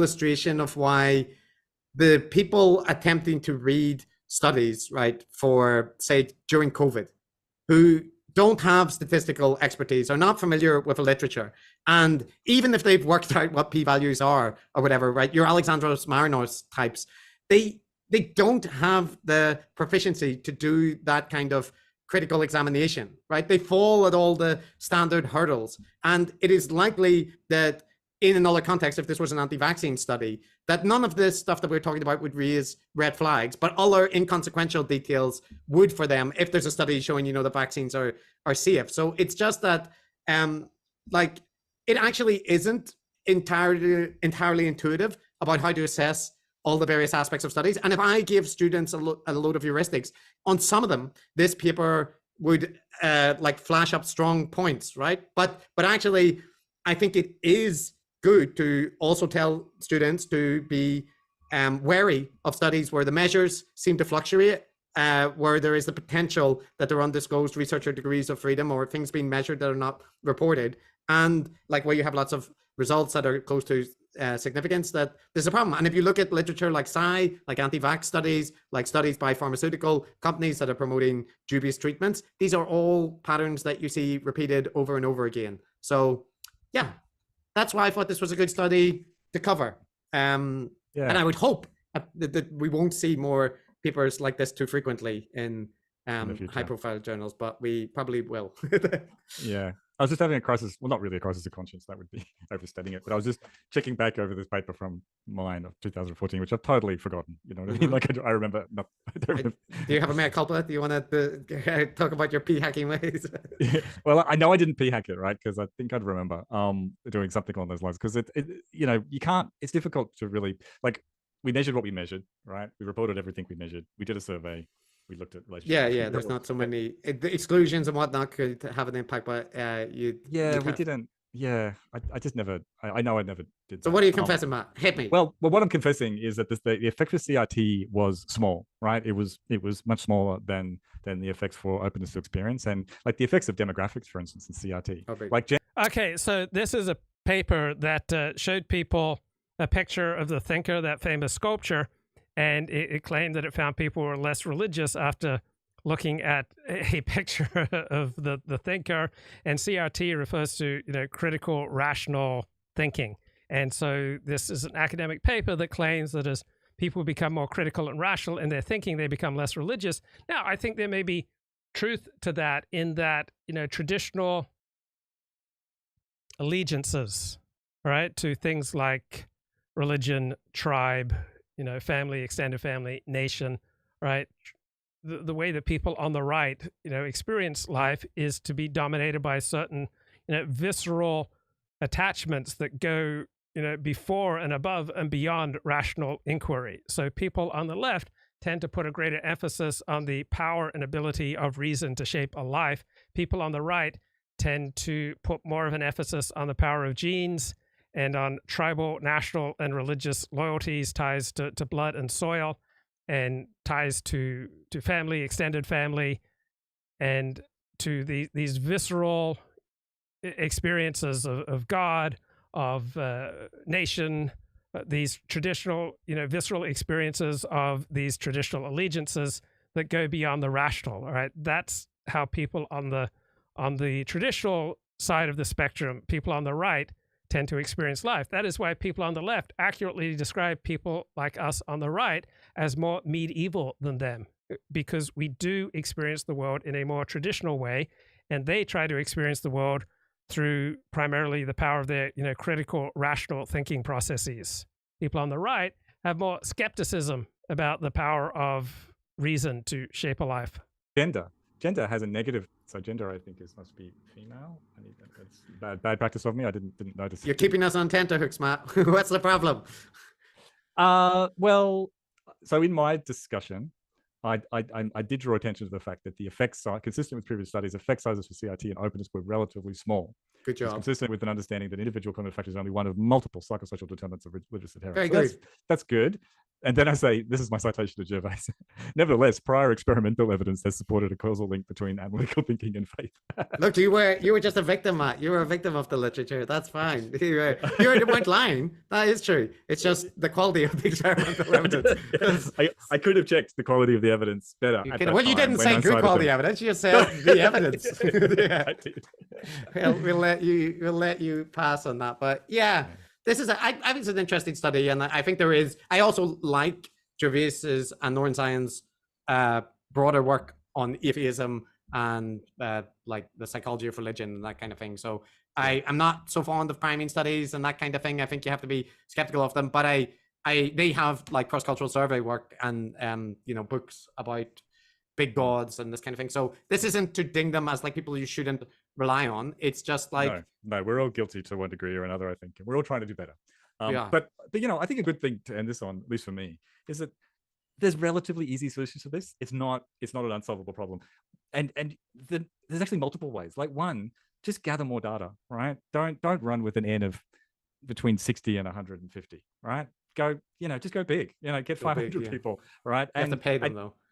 Yeah, you have to pay them, but if it's important enough to be published in Science, then correct, you can spend a little bit of money. And the other thing is obviously just don't play silly buggers in terms of selective reporting and pre-registering. That's right. Like any one of these things can kind of fix it. You know what I mean? Like you could commit some other sins, but if you gathered a really huge data set, then you'd have a very little ability to.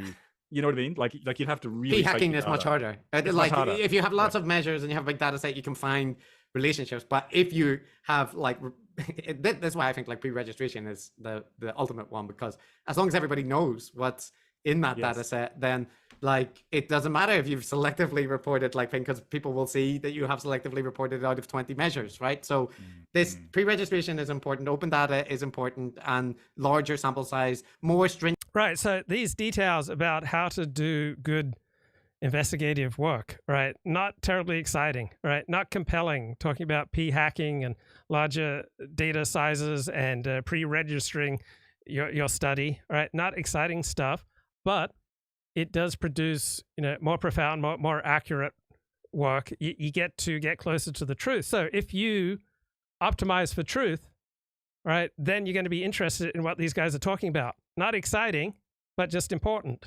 Not everything that's important is exciting. Like various researchers have argued for that a lot of it could be solved if you were to make the error rate lower, the p value to be much lower. That actually would deal with a lot of the thing. And others have said no, that's just I'm all for that. I think it would do a lot of the legwork. There are obviously edge cases where it wouldn't, but you don't have to become a Bayesian. Just set your p-value to 0.01 or point. The dual processing models are basically talking. All right, talking here about dual processing models, critical rational thinking, and religious belief. Oh, hearts. Well, it used to be data mine. I thought it was fun. And like you said, doubled is the correct word.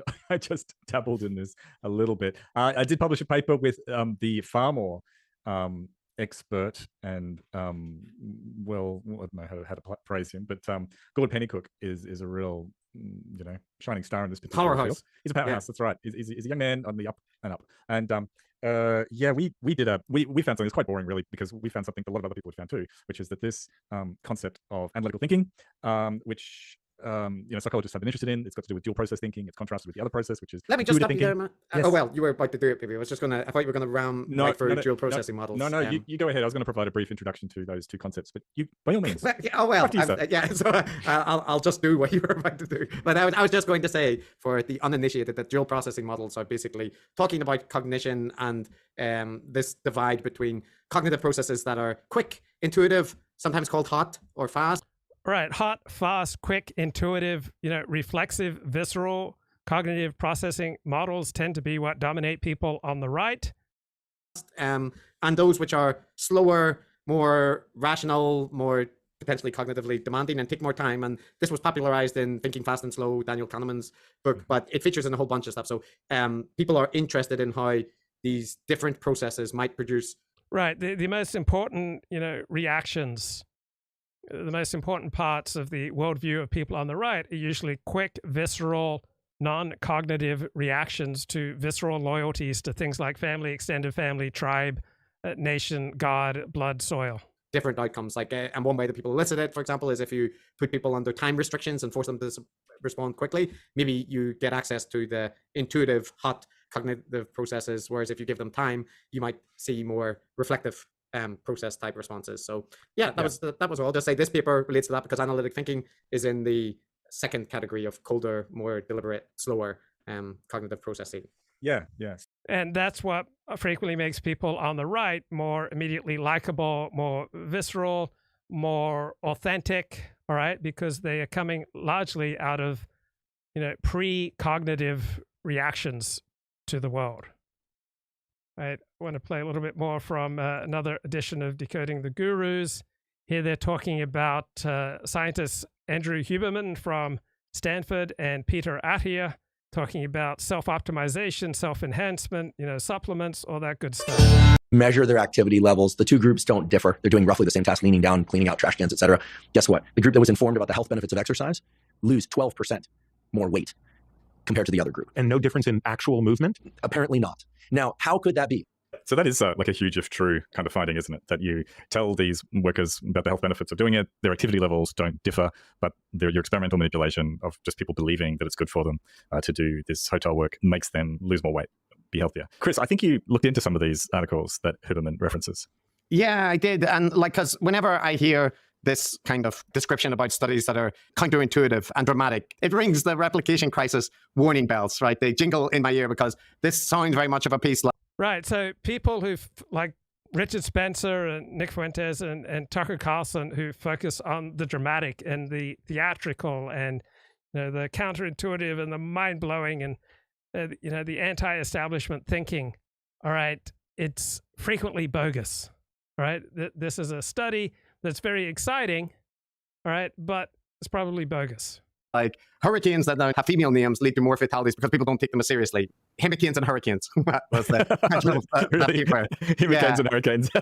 Yeah, the title did a lot of the work, I think. But yeah, so I'm wary of it for good reason because, cute results get lots of press, but the replication crisis has shown that many of those studies don't hold up when you dig into it or whenever you have a more robust replication. And I didn't do a huge deep dive, but I did go back and look at some of the studies that he's citing. And one of them is mind over milkshakes. Mindsets, not just nutrients, determine ghrelin response, right? And this claim is saying that if you give people the exact same milkshake and you tell them in one case like it's this super sweet one and in the other one it's a 0% fat one, that you see this difference in the production of ghrelin, or like in any case you see a physiological difference in the body in response to that. And it's not such a dramatic claim because priming the body that it's about to receive a certain type of food, maybe it could induce a type of reaction. But when I went and looked at the study, these are the kind of warning signs you would have for a pre-replication crisis or post-replication crisis questionable study. We would want a study that isn't pre-registered, that has a small amount of participants, that has measures which are noisy, right? And in particular, people might think that physiological measures allow you to be more precise because you can measure heart rate or you can measure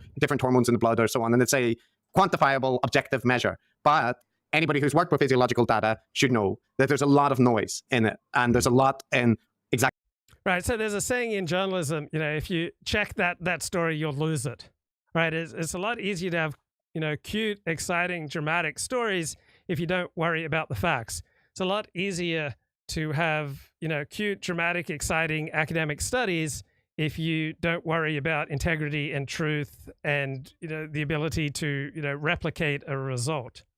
So much that is exciting and cute and attention-getting, such as what people like Richard Spencer and Nick Fuentes and Tucker Carlson traffic in the final result is not true, right? These are people who do not optimize for truth, and people like Andrew Huberman, right? Not someone who optimizes for truth, presents himself as a truth seeker and all into the science, but he's a con man grifter. Exactly how you measure things, which measures you count, what you're comparing to. And this is especially the case if you have longitudinal heart rate measures or something like that, right? I've worked with heart rate, can confirm. Yeah. So in any case, following Huberman's recommendation about looking at the figures in the paper, two of them are showing the different advertisements they used. One of them is showing the self-reported perceived difference in healthiness of the milkshake. And the fourth one, which is the key one, is showing ghrelin over time as a function of shake mindset. And it has 20, 60, and 90 intervals. And it's comparing the ghrelin production or whatever pattern. And there is a difference between the two of them at p equals 0.02 significance overall. And the amount of subjects in it were 53 participants. However, 2 did not attend. So 51 participants divided by 2 conditions, around 25 in each condition. Right. P equals 0.02, 25 per condition study. Yep. Doubt that, the little meme with doubt flashing above my head. And similarly, there's a paper about hotel maids being told that they were doing exercise, right? That like their housework was exercise, and they lost a bunch of weight if they were told that, whereas the same maids doing the same amount of effort didn't lose as much weight in the control condition. Now, again, this would be a important result, because it would mean you should just tell everyone everything they're doing is exercise, because apparently their body will switch into like some burning calorie mode or whatever, because they're saying the amount of physical exercise that they did was consistent according to self-reported measures. But the group that was told that doing housework was exercise lost weight, the kind of power of mindset over physical reality. So here, Matt, looking at the sample size first, 84 subjects this time, 44 in the informed group, 40 in the control condition. So bigger, at least than the previous study, but still 40 odd per condition, not huge, right? And looking at the... So I love all these Free Palestine protests, because the more of them, I think, the less sympathy Americans will have for the Palestinian cause, because so much of it contains terrible behavior. Pro-Palestine protesters took over the Grove, a major shopping area in Los Angeles, on Black Friday, and made it impossible for people to conduct their business. It was Black Lives Matter protests that almost got Donald Trump reelected, because the more you had Black Lives Matter protests, the less sympathy Black Lives Matter gathered. And I think the more people see pro-Palestine protests, right, I think the less sympathy the Palestinian cause will get. And I'm biased, right? I'm a rabid Zionist. Not the self-reported differences, the differences in terms of mean weight loss, the kind of objective measures. The weight difference between the two was 143.72. This was in the informed condition, whereas the control condition had a weight of 146.71. I guess that's in pounds. So around 3 pounds difference, and the starting weights are similar, 145.5, 146.92. So you're talking about a difference of around 2 pounds, right, over the period. And it does reach high levels of significance, like under 0.001. But again, Matt, color me skeptical here. It is possible that they found a very large effect here, but when you when you drill down, you find out that what was cute and exciting turned out to be false. Would replicate, and this is the kind of thing where, like, I think you could report this in a manner which is responsible, saying some studies that have small samples but were not pre-registered, have not been replicated, that we might be wary of, have found these kind of effects, but that's not the way Huberman reports it, right? Huberman is like, these guys are stellar. These are the leaders in this field. And they found these incredible studies with amazing effects that demonstrate like the placebo effect is just beyond powerful, right? Yeah. Like it's kind of TED talky as opposed to post-replication crisis talk. Yeah, that's right. I mean, you don't have to do Bayesian statistics, but I think you can apply that slightly Bayesian reasoning, which is that your prior expectation on the probability that just telling someone that something is good for you makes it better for them should be pretty low, right? That there's an actual physical effect going on there, and one small n study it shouldn't move the needle so far that you're breathlessly excited about these jaw-dropping, earth-shattering results. Like you said, even in an experiment like that, there's all kinds of other mechanisms that could be at play. Like it could be true, right? It's possible, but it could also be that the people who are told that exercise is really great for them, that their work is really good for them, could have been doing some other exercise or even eating a little bit less, or who knows, and they failed to measure that or self-report it exactly. That there's 1,000 possible explanations. So, you really would want to get excited about this kind of thing once it's been triangulated and confirmed using multiple different methods. Because if it really is true and it really is earth-shattering, then you should see a bunch of different groups looking at it in different ways and confirming it. Exactly. Yeah, and it should be, if the effect is this big, you get a couple of pounds for just one short intervention, then great, this is huge news, and you should be able to replicate it fairly easily. But in general, this doesn't happen, right? People don't make efforts to replicate, and when they do, they do it in a completely different way. So so I'm just saying, again, Huberman to me is like a pre-replication crisis TED Talk guy. He doesn't seem to have picked up about the issues with overhyping studies and stuff. Yeah, which is all because he sometimes does reference it, but it's obvious that he's much more about the hype than he is about temper your expectations. Yeah, that's right. So yeah, even if you're a member of the public, it's not hard. Yeah, so there are a lot of people who are about the hype rather than about truth, right? Most public commentators or live streamers don't seem to optimize for truth and decency and goodness. They optimize for the hype, for the cute, for what's exciting and theatrical. I think absorb what I think is good practice these days, which is that if you see a small n study, if it's finding a counterintuitive and very surprising result, if there's a p-value somewhere between 0.01 and 0.05, there's probably other red flags too. But just don't assume that it's definitely true, the finding. So here's a bit more in the study, Matt, and I want to. Okay, let me fast forward here. 0.04. 0.04, right? Not to 20 per condition. It's some mask that identifies a particular kind of little region. And, there could be nothing wrong with that. That could be totally orthodox. But unless you are like an fMRI guy and are fully familiar with the software and all these things, you really have no idea about the research degrees of freedom that are involved there. You don't know how much, was there any tinkering with parameters? Right. So academics, journalists, people you interact with in daily life are using an awful amount of, you can call it freedom or moral laxity, to manipulate and maneuver their way through life to their own advantage, but not to your advantage. On the other hand, if you're dealing with people who optimize for truth, if you try to optimize for truth, you're more likely to surround yourself with people who optimize for truth, and you're going to be less vulnerable to be taken in by some con man. Are there different masks they could have had a look at? There's so many things there that are just, it's a bit of a black box. And I think that's what, at least for me, it just increases my level of skepticism. But even that aside, even if it was a really simple methodology that you could really understand, you know what I mean? Like a simple behavioral measure, which you just counted something, something you could easily wrap your head around. It was all pre-registered. Even if all that were the case, then with that sample size and only finding one significant effect between the three groups that they looked at, and it being p equals 0.04, all of those things would make me go, yeah. I mean, I wouldn't put a huge degree of credence in it. And this is not to say that, Chris, I wonder what you think about this, because I've detected a note of skepticism from you regarding the effects of placebos having actual physical effects on the body. But my rough understanding of it is that it's not a priori totally ridiculous. Like the mind and the body, if we're going to do Cartesian dualism, are sort of intimately related. They both have effects on the other. And if you believe something is true, then it's going to have the psychological effects, which are going to translate into physical effects at some point, right? Yeah, I have no skepticism about the placebo effect existing, or that it, like you say, what people expect about things, that, where else is it going to show up? Even the fact that the people's subjective self-reporting is different. It wouldn't be a surprise for me to find that, you could find correlates with brain activity that represent that. So it's not a huge reach, but it's the evidence here is not hugely persuasive to me because, like you said, the limitations of sample size, the fact that, so there is another figure towards the end, which is looking at thalamus, the ventral medial prefrontal cortex, functional connectivity. And there they say they do find a difference between the three conditions, right? But they're on the verge of significance in a bunch of cases. But I would not be surprised if there are very many other possible candidates that are on the the file drawer. And the way that you could prove me wrong about that is by Decoded technology more than just the two ones where they found a significant difference. You have to. So I'm not surprised at that. But the point of a journal club is that you are not the author, right? So you should be approaching things critically. Otherwise, you're just right. So that's a good thing about trying to think socially, which is what I'm doing now. I'm sharing ideas with you, and then you're pushing back. And when we think out loud together, we're going to see things more clearly than if we just try to figure things out for ourselves.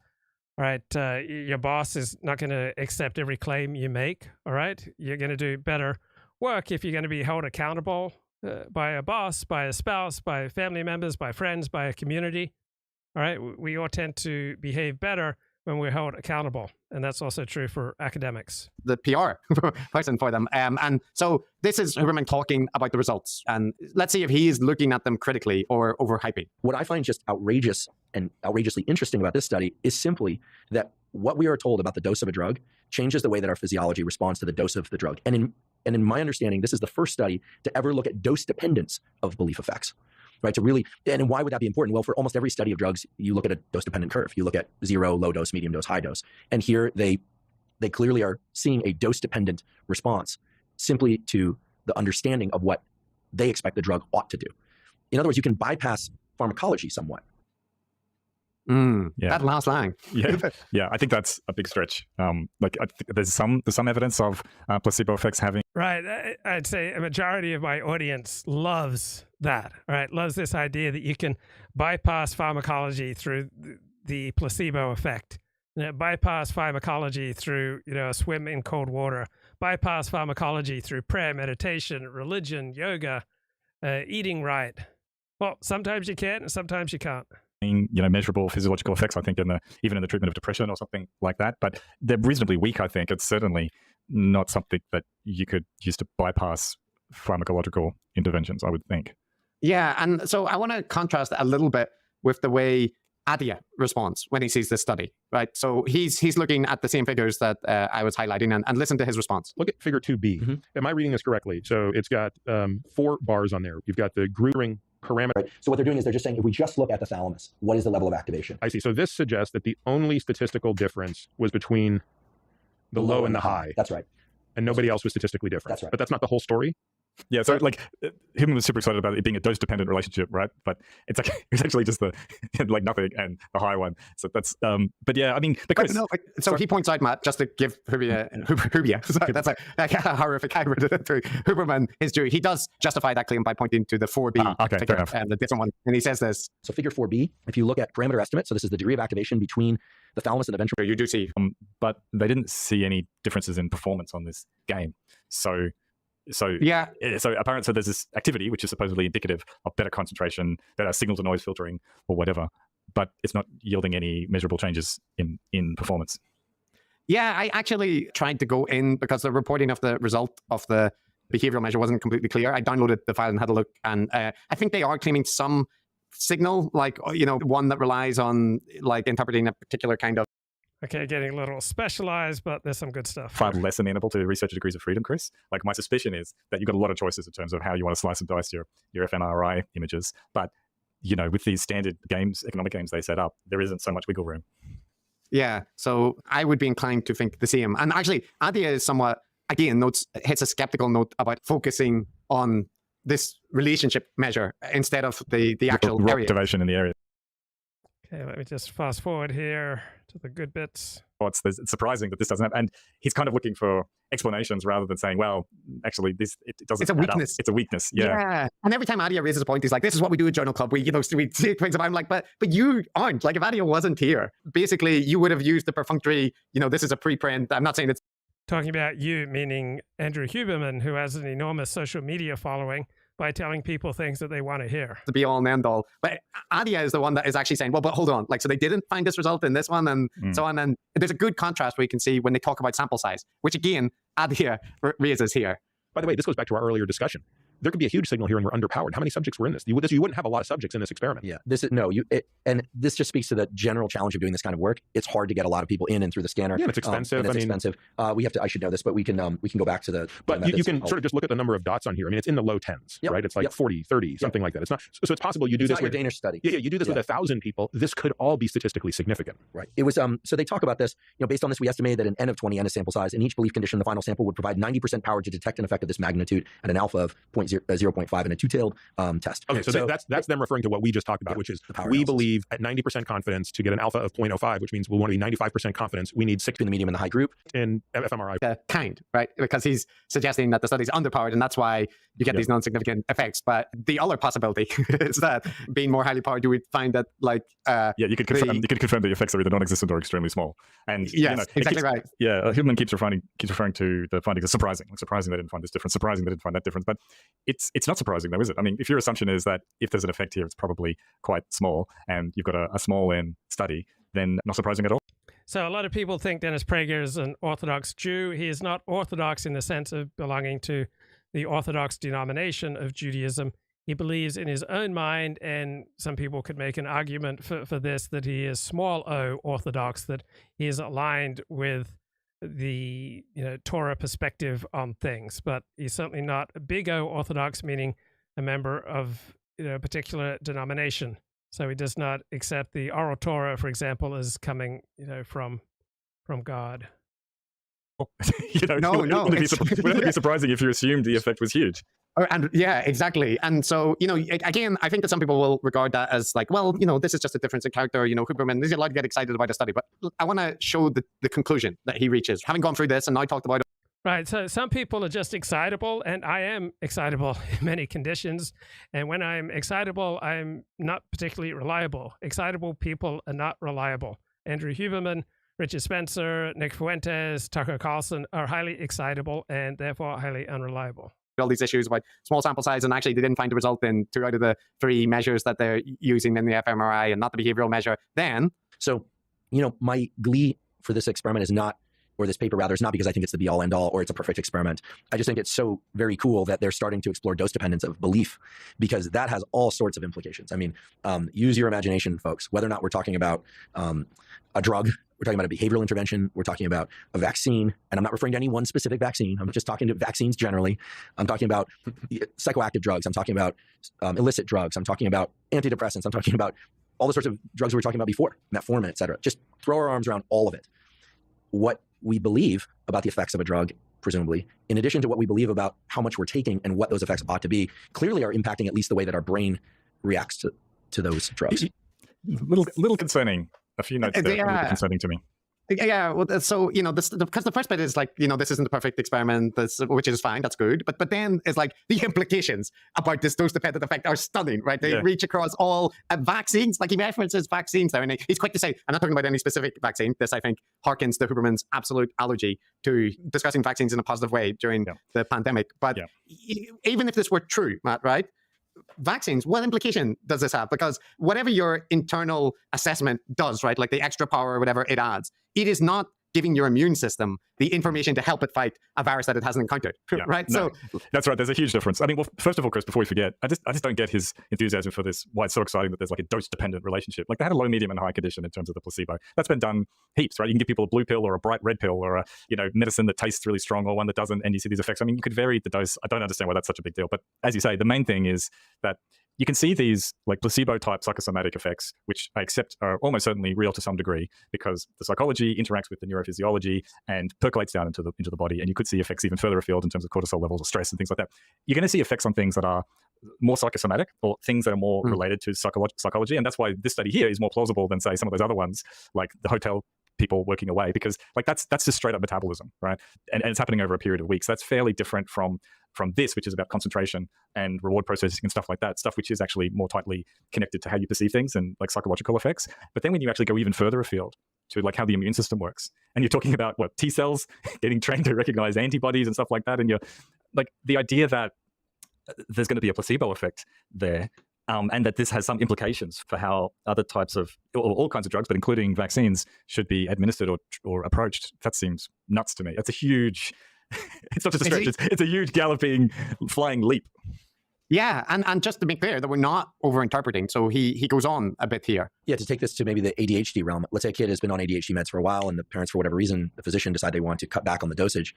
But if they were to tell the kid it's the same dosage they've always been taking and it's had a certain positive effect for them, according to the results, at least in this paper, which are not definitive but are interesting, the lower dose may be as effective simply on the basis of belief. And this is the part that makes it so cool to me, is that, and it's not a kid tricking themselves or the parents tricking the kid, so much as the brain activation is corresponding to the belief, right? So that's where this is cool. why, because it's done in the brain, I think we can, it gets to these kind of abstract, nearly mystical, but not quite mystical aspects of belief effects, which is that, your brain is a prediction-making machine. It's a data interpretation machine, but it's clear that one of the more important pieces of data are your beliefs about how these things impact you. So it's not that this bypasses physiology. People aren't deluding themselves. The thalamus is behaving as if it's a high dose when it's the same dose as the low dose group.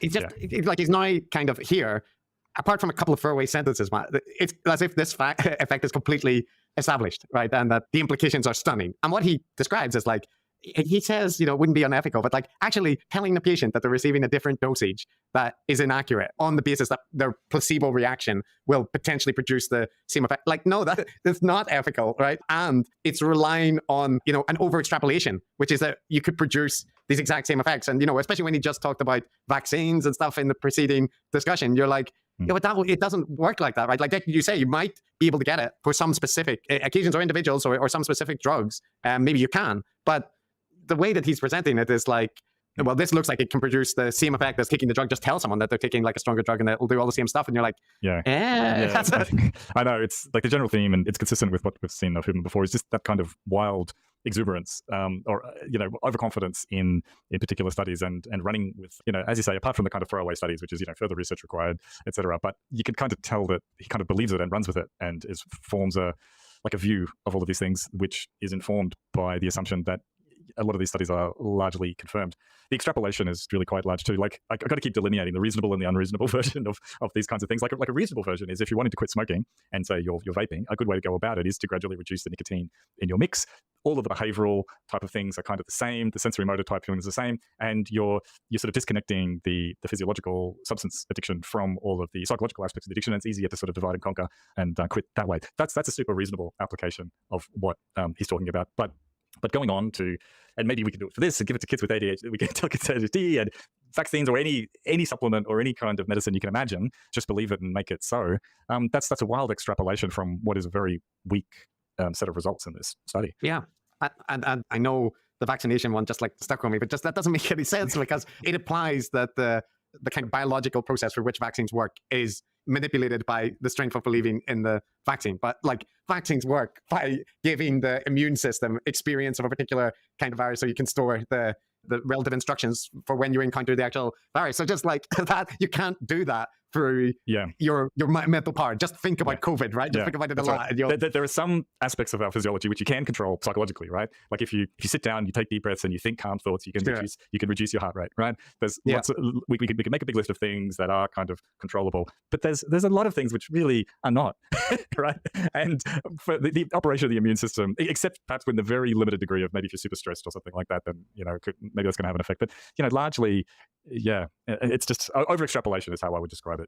Yeah, and so one last example, Matt, before we get into rounding up on this episode. So I think another good illustration, it comes from much earlier in the discussion, where it shows the differences between them, and a little bit, I think, Huberman's particular interests come into play. So this is Addy is talking about limitations, again, of research, and to get onto the topic of comparing meat eaters and non-meat eaters. Yes, although, again, this is a great opportunity to talk about why no matter how slick you are, no matter how slick your model is, you can't control for everything. There's a reason that, to my knowledge, virtually every study that compares meat eaters to non-meat eaters finds an advantage amongst the non-meat eaters. And we can talk about all lifespan advantage. Yes, and we can, or disease, incidence studies. And yeah, it might be tempting to say, well, therefore eating meat is bad, until you realize that it takes a lot of work to not eat meat. That's a very, very significant decision that for most people, that's a very significant decision a person makes. And for a person to make that decision, they probably have a very high conviction about the benefit of that to their health. And it is probably the case that they're making other changes with respect to their health as well that are a little more difficult to measure. Now, there's a million other problems with that. I picked a silly example because the whole meat discussion then gets into, well, when we say eating meat, what do we mean? Like the document is like deli meat versus grass-fed, or a deer that you hunted with your bow. That's right. Totally so how do we get into all those things? But my point is, it's very difficult to quantify some of the intangible differences. And I think that even a study that goes to great lengths, as this one does, epidemiologically, to make these corrections can never make the corrections. And so for me, the big takeaway of this study is, one, this makes much more sense to me than the Bannister paper, which never really made sense to me. Yeah. So Attia is making a good point throughout, right, which is worth repeating, that experimental type studies and observational longitudinal epidemiological studies complement each other in a way in terms of their strengths and weaknesses. And Attia spells that out quite well. The example of finding out that people who don't eat meat are healthier than people who do eat meat is a good example of where it's difficult to isolate and attribute causality to that one specific thing because it's confounded with a whole bunch of other things. Famous examples that people will probably remember the headlines to, which is drinking a glass of red wine every day or eating dark chocolate or something is going to make you healthier in a variety of ways. It's almost certainly the case that it's other socioeconomic lifestyle correlates of those things that are having observed differences. But I feel like Huberman is just kind of missing the point a bit when he's talking about, oh well, yes, that's right. There's all these nuances. Like, was it grass fed? Was it deli meat, or was it a deer that you hunted with a bow? That's really important. That's not what I was talking about. Yeah, just that bow hunting. The reference there. I wonder who that is pointing to. But yeah, so there's a difference. And this is not to say I think that Attia is not part of that world. Also, I think he is. But from my reading of this conversation, I think Attia really has chops when it comes to critically reading studies and that kind of thing. And I'm not saying Huberman doesn't have them to some degree, but it definitely looks to be like a pre-replication crisis academic approach to reading papers. Yeah, I think that's fair. That is an interesting case, isn't it? Because he, like Huberman, is very much a self-experimenter. He talks about how he went on, was it metformin?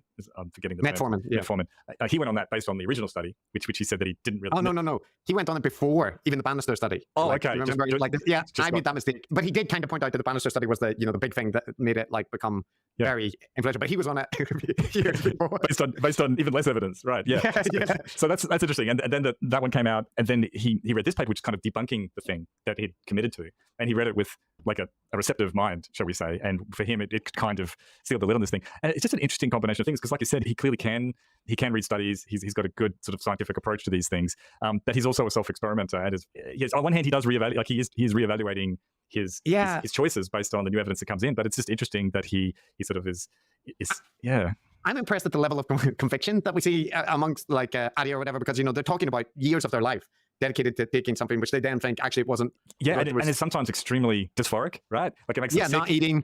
Yeah, or it makes them nauseous for days. You got to hand it to them. It's impressive to do that. I guess. Yeah, so my take on this whole area, like this content that we're covering, is it is a separate area, and it's much more aligned with the kind of academic sphere. In a way, this is people sitting down and talking for hours about studies, doing critical analysis of studies, or at least purporting to. And lots of the information that they give, I think, is good, is valid. Unlike, say, a Brett Weinstein, where I think if you listen to it, you're actively being misinformed about about everything. Method. Yeah. No, that's right. These guys are like a many rungs above Heather and Brett, for instance. So our criticisms are kind of a little bit subtle, I suppose, or not subtle. Well, that's not the word, but we're hitting some finer points, except with the vaccination thing. That's a big one. With Huberman.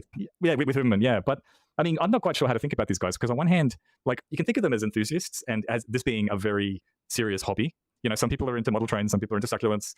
For them, self-experimentation and optimizing their strength and their fitness and their health and their longevity and all that stuff is like an odd hobby. Like bodybuilders. Yeah, like bodybuilders or people that are into piercings or whatever. You wouldn't necessarily recommend it to everyone, but it's like, well, you do you. That's fine. But I suppose you have to be careful when it comes to health and wellness because there's a reason why vaccines attract so many delusional beliefs and conspiracy theories. There's a reason why the supplement industry is worth untold billions of dollars, and because I think it's different from model trains or succulents in that I think people have an underlying vulnerability to these existential issues about death and about health and about being strong and fit and all of those things, which can make it risky.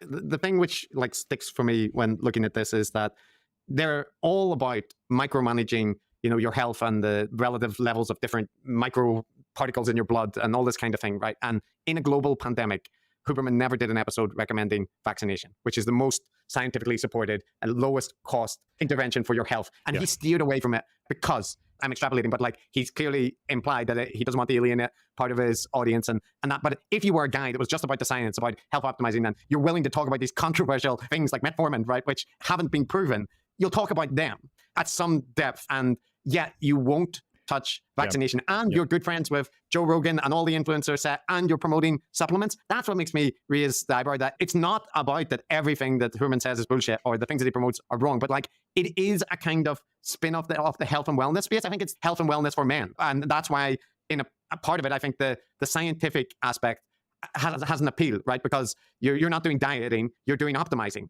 right? And so one thing that people dinged me for before when we talked about Huberman is saying he doesn't have his own supplement brand, right? He actually works with another company. So let me just play the clip of him promoting supplements.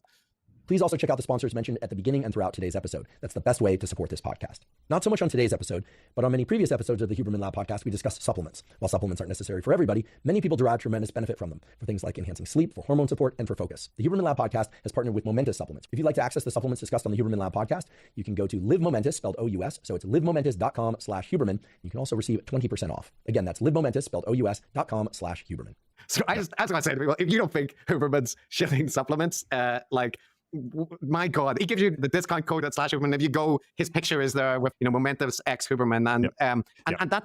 Yeah, a lot of good critiques here of Andrew Huberman, and a part of the self-help, optimized health space that pushes billions of dollars of frequently worthless and dangerous supplements, but denies the one optimizing thing that you can do for your health that is shown to have a very significant effect in a positive direction, and that's to get vaccinated, including get vaccinated for COVID. All right, got a couple of lefty professors here who've got some interesting things to say. I presume they're lefties. I don't actually know that. This is on Times Radio. The headline, Israel's Forever War, what Hamas learned from 40 years of U.S. security strategy. Actions are really good for Israel's security in the medium and the long term. And we have seen several military assaults on Gaza over the years, which have not actually prevented the rocket attacks by Hamas. They didn't prevent October the 7th. And I think there is a huge question mark over whether the large scale. Okay, these are a couple of professors saying Israel must learn from the failures of the war on terror to properly combat Hamas and don't just create a power vacuum for other extremist groups. So these professors sound like leftists. They sound like academics. They have a soft-spoken, lefty way of speaking. Doesn't mean they're wrong, right? This is Ruben Anderson, professor of social anthropology at Oxford, and David Keane, professor of complex emergencies at the London School of Economics. I think this is David Keane speaking. Killing of civilians in Gaza is really going to contribute to Israel's security over the medium. So what matters is whether they're right.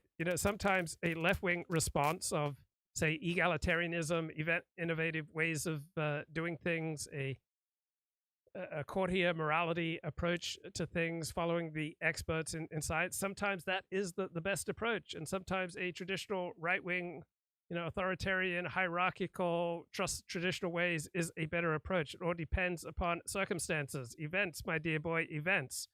With some events, a left-wing approach is more effective. With other events, a centrist approach is more effective. With other events, a right-wing authoritarian approach is more effective. Medium and long term, I can see there's a short-term, there's a short-term weakening of Hamas, but we really want to draw attention to, as it were, the demand side of these problems and not just the supply side. What is it that makes people want to embrace violence? One can understand in a way. What the heck happened to my volume level? Yes, I see the problem. Some of that perceived imperative, to respond aggressively to 9/11.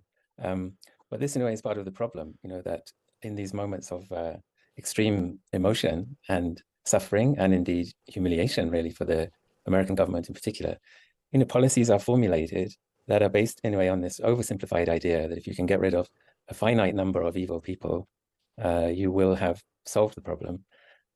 Right. This is an excellent critique, right? Policies based upon you can just get rid of a certain number of evil people, you solve a problem. Are those effective? If they're effective, then let's do them. If they're not effective, even though they feel good, let's do something that is effective. And then you get this kind of escalating and, in practice, endless series of interventions and wars built on that premise, starting with Afghanistan and then spreading to Iraq, but also spreading much beyond that in terms of the Sahel, places like Sri Lanka, countries like Syria as well.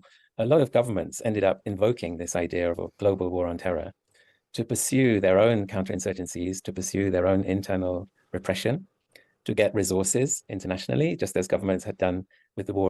Right, repression of your enemies, killing your enemies, it feels good, but it's not necessarily the most effective policy. So I presume the professor's a lefty, but I think he's onto some important truths.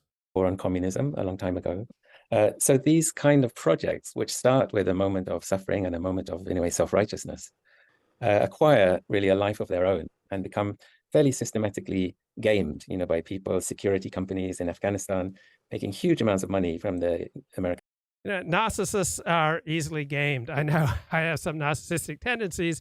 There have been plenty of times in my life where I've been easily gamed by people just simply giving me some attention. And so often people who allow visceral responses to drive and command them, they can be easily predicted and gamed. So there is a time and a place and a set of circumstances where a left-wing courtier morality, a reflexive understanding of the self, a belief in the rational, strategic, autonomous approach to the self is more effective than just acting on visceral traditional impulses. Taxpayer and getting drawn into these peculiar arrangements where they were effectively paying the Taliban not to attack them. So you end up, as it were, funding exactly the terrorists that you claim to be opposing. I think there are a lot of examples where the enemy, the terrorist enemy, has actually become quite useful for repressive governments and for people making money out of a crisis, and has been nurtured behind the scenes, as Assad did in Syria with ISIS. So these things become very complicated very quickly, and they set up a lot of perverse incentives that we need to understand before we launch into them. And they're very difficult to reverse once you've started. For a lot of people listening, though, they might say, well, lots of people will say, well, it's not complicated at all if you see, scenes of devastation or murders by terrorists or terror attacks. What is complicated morally about trying to get the people who did it? That you may say that's simplified, but for some people, the moral dimension is incredibly clear.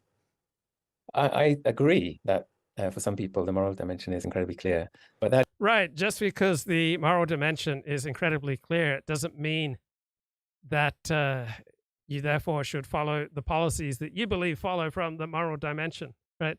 Everybody's got a different hero system, right? Hamas has a hero system. Osama bin Laden has a hero system. Secularists in France have a different hero system from me, an Orthodox Jew in Los Angeles. Now, I believe that my hero system is more true than their hero system, but I recognize that everybody's operating out of different hero systems.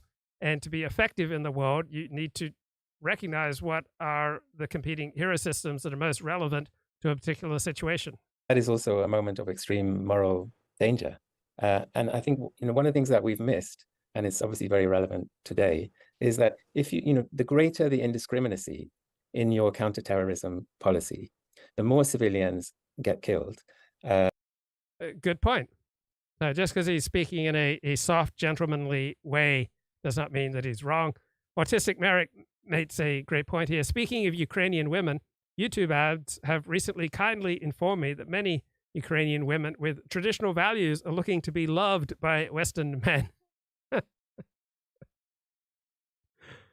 The more countries get roped in that were not part of the original 9/11 conspiracy, the more enemies you're actually going to be creating. So we know that terrorist attacks actually rose globally from about 3,000 in the year 2000 to 30,000 in 2015. So that's an increase of about. Remember all the Islamic terror attacks we had in 2015 and 2016? Then Donald Trump got elected, and they seem to have almost completely gone away. What's happened to Islamic terror? They seem to completely disappear under President Trump. Similarly, the explosion of Black Lives Matter in 2014, but Black Lives Matter protests were virtually completely absent from the first 3 years and 3 months of the Trump presidency. 10 times.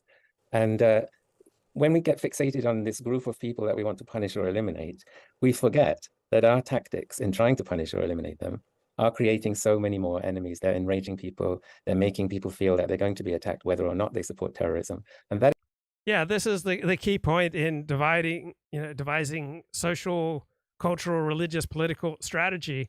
Will your words and will your deeds arouse more opposition than support? If so, then following that approach is a losing approach.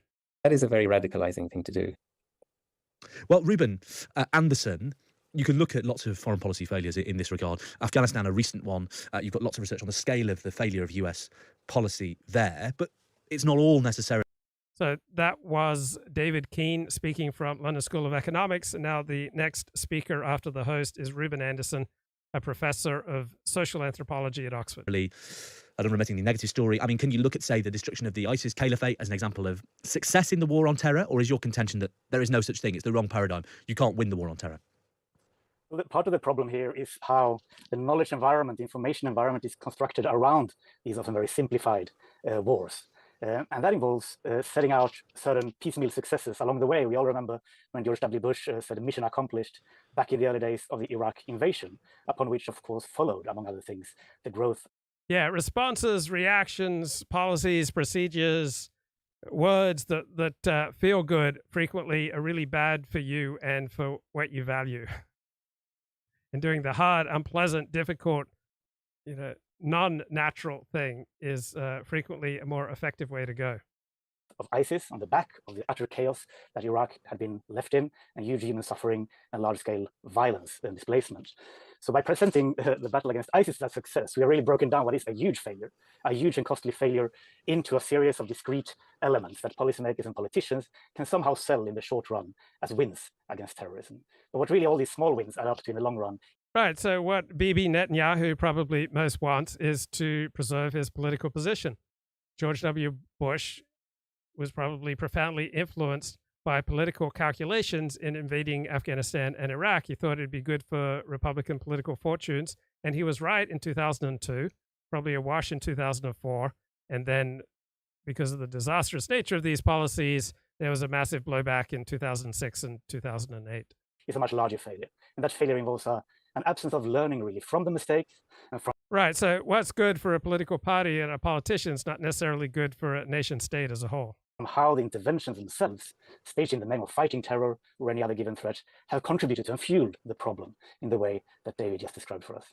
I'm interested as to, because we obviously wrote this book before, long before October the 7th, but I'm interested in your view as to where Israel's response, which many people has been infinitely analysed, widely criticised, but there is, at its heart, it is a state responding to a terror attack by a group with the express founding purpose of killing as many Jews as possible, responding in its own self-defense.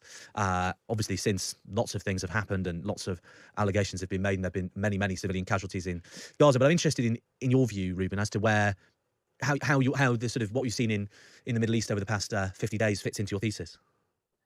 It's something, of course, we've been thinking about, starting with the horrific massacres of 7th of October and continuing with the horrific scale of violence in Gaza. One thing that's very important to note, I mean, we don't talk about this particular conflict in Wreckonomics. We focus on the war on terror, the global war on terror, and associated wars, especially those waged by states in Europe and North America. But of course, it's something we have been thinking about, where we need a bit more distance, and I think often that's what's lacking here, a bit of analytical distance to take stock of what's really going on, what lessons can be learned. But I think one lesson is already coming through, for instance, in the words of Joe Biden, when he said we shouldn't, or Israel should not repeat the mistakes we made in the aftermath of 9/11. There may be a moment there of moral clarity, of course, of huge suffering and trauma informed by very particular histories of anti-Semitism and so forth. But there were already there some lessons that perhaps were being seen from Washington in how the longer-running global war on terror had been going wrong, ending with that ignominious exit from Afghanistan that you played back to us at the start of this clip.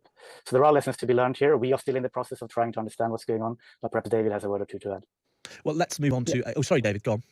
No, I'm just going to say quickly, I mean, a lot of people say Israel has a right to self-defense.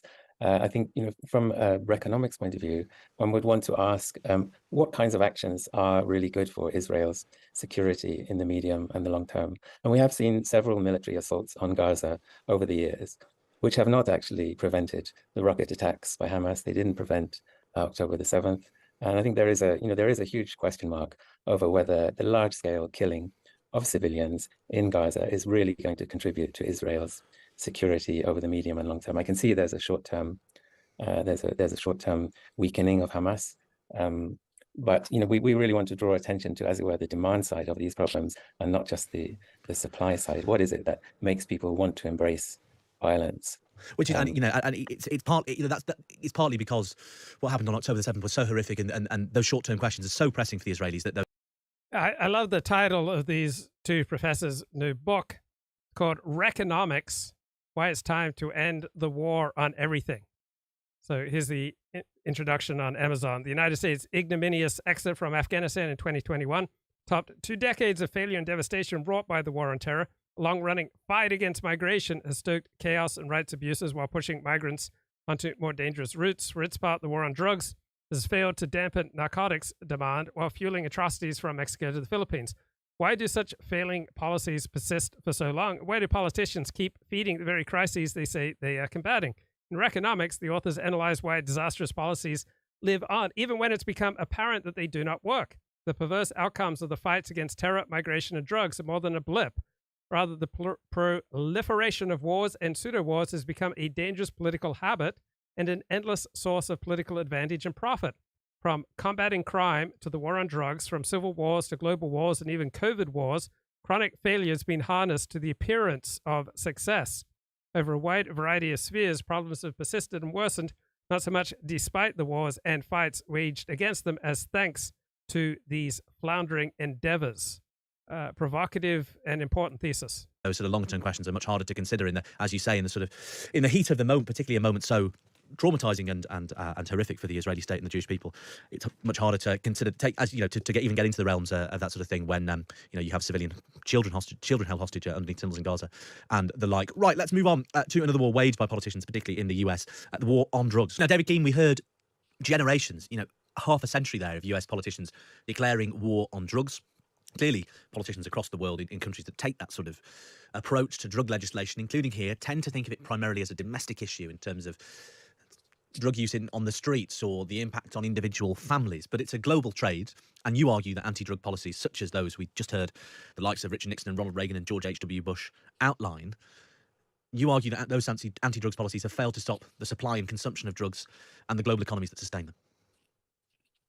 Yeah, I think what we want to draw attention to, in part, in all of our all the different spheres that we're looking at, the war on terror, the war on drugs, so-called fight against illegal migration, is that there needs to be some kind of cost-benefit analysis that's actually radically different from what people normally mean by a cost-benefit analysis, where we actually disaggregate and we give a good picture of on which groups do the costs of a particular policy fall, and which are the groups who benefit from that policy and from the perpetuation of that policy, even when perhaps it's failing in its most loudly proclaimed aims. So this is something general that we're calling for. And I think in terms of the war on drugs, there are so many costs that habitually fall under the radar. You can construct a set of metrics where you look at, the drugs that have been intercepted, the drug lords who've been arrested, the area of drug cultivation that's been destroyed and so on, where you can register, rather like we were talking about with the war on terror, you can register a whole series of successes that are politically advantageous. But then what tends to go missing is perhaps the fact very often that drugs production has been increasing, that the flows of drugs into other countries have been increasing. And there's Okay, I want to address something in the chat. Phil the Kill says, I was laughed out of this chat when I said Mossad not only knew about the October 7 attack by Hamas, that it was coming, but Mossad promoted it. Now more and more come out in support of that. And then Horatio says, yeah, the new revelations that they got Hamas's entire plot 1 year before, deemed it unlikely to happen, is pretty damning. Well, yeah, it's damning of incompetence. I don't think it's damning that Mossad was actively assisting or deliberately, allowing this massacre to take place, right? I think it's damning of Mossad incompetence. I don't think it's damning of some kind of inside job like the Loose Change documentary with its bogus charges about what happened on 9/11. a very selective use of metrics there.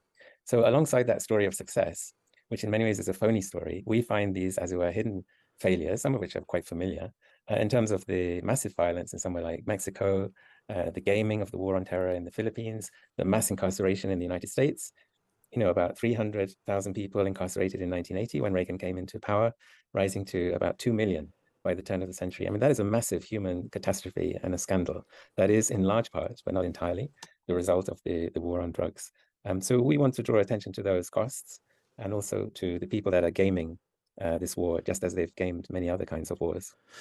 And Ruben Anderson, what is the solution? The sort of approach, right? Where we launch a war on poverty or a war on drugs or a war on Hamas. All right, there are people who are profiting from that, whether it's in their own social status or some other way. And I think this is an excellent and important type of analysis. You've seen in Portugal, where the whole system has been decriminalized. There's certainly a lot of very good lessons to learn from partial decriminalization, we should say, because many of the countries that have experimented with this haven't gone the whole way. They have perhaps legalized or non-enforced consumption, but retain other bits of the criminalization spectrum. But there are many lessons to be learned from a harm reduction approach to drugs that don't have to go all the way towards a full-scale commercialization of drugs, for instance. And Portugal is one of those countries that had experimented with this, has seen some relatively positive results. And we should always remember the true scale of the disasters in the wake of the war on drugs. Mass incarceration, as David mentioned, huge scale of violence in countries for the transit of drugs, some 360,000 homicides in Mexico since Felipe Calderon started his war on drugs in the mid-2000s, for instance. Duterte, similar large-scale killing campaigns. And of course, a huge health costs of drug abuse and unsafe drug use in destination countries. It claims tens upon tens of thousands of lives. So clearly there's a strong public health case here for moving towards another approach that takes account of the full costs of the current enforcement-led approach. And yeah, sounds like some excellent ideas here from this new book, Wreckonomics, Why It's Time to End the War on Everything. That's it for me. Bye-bye.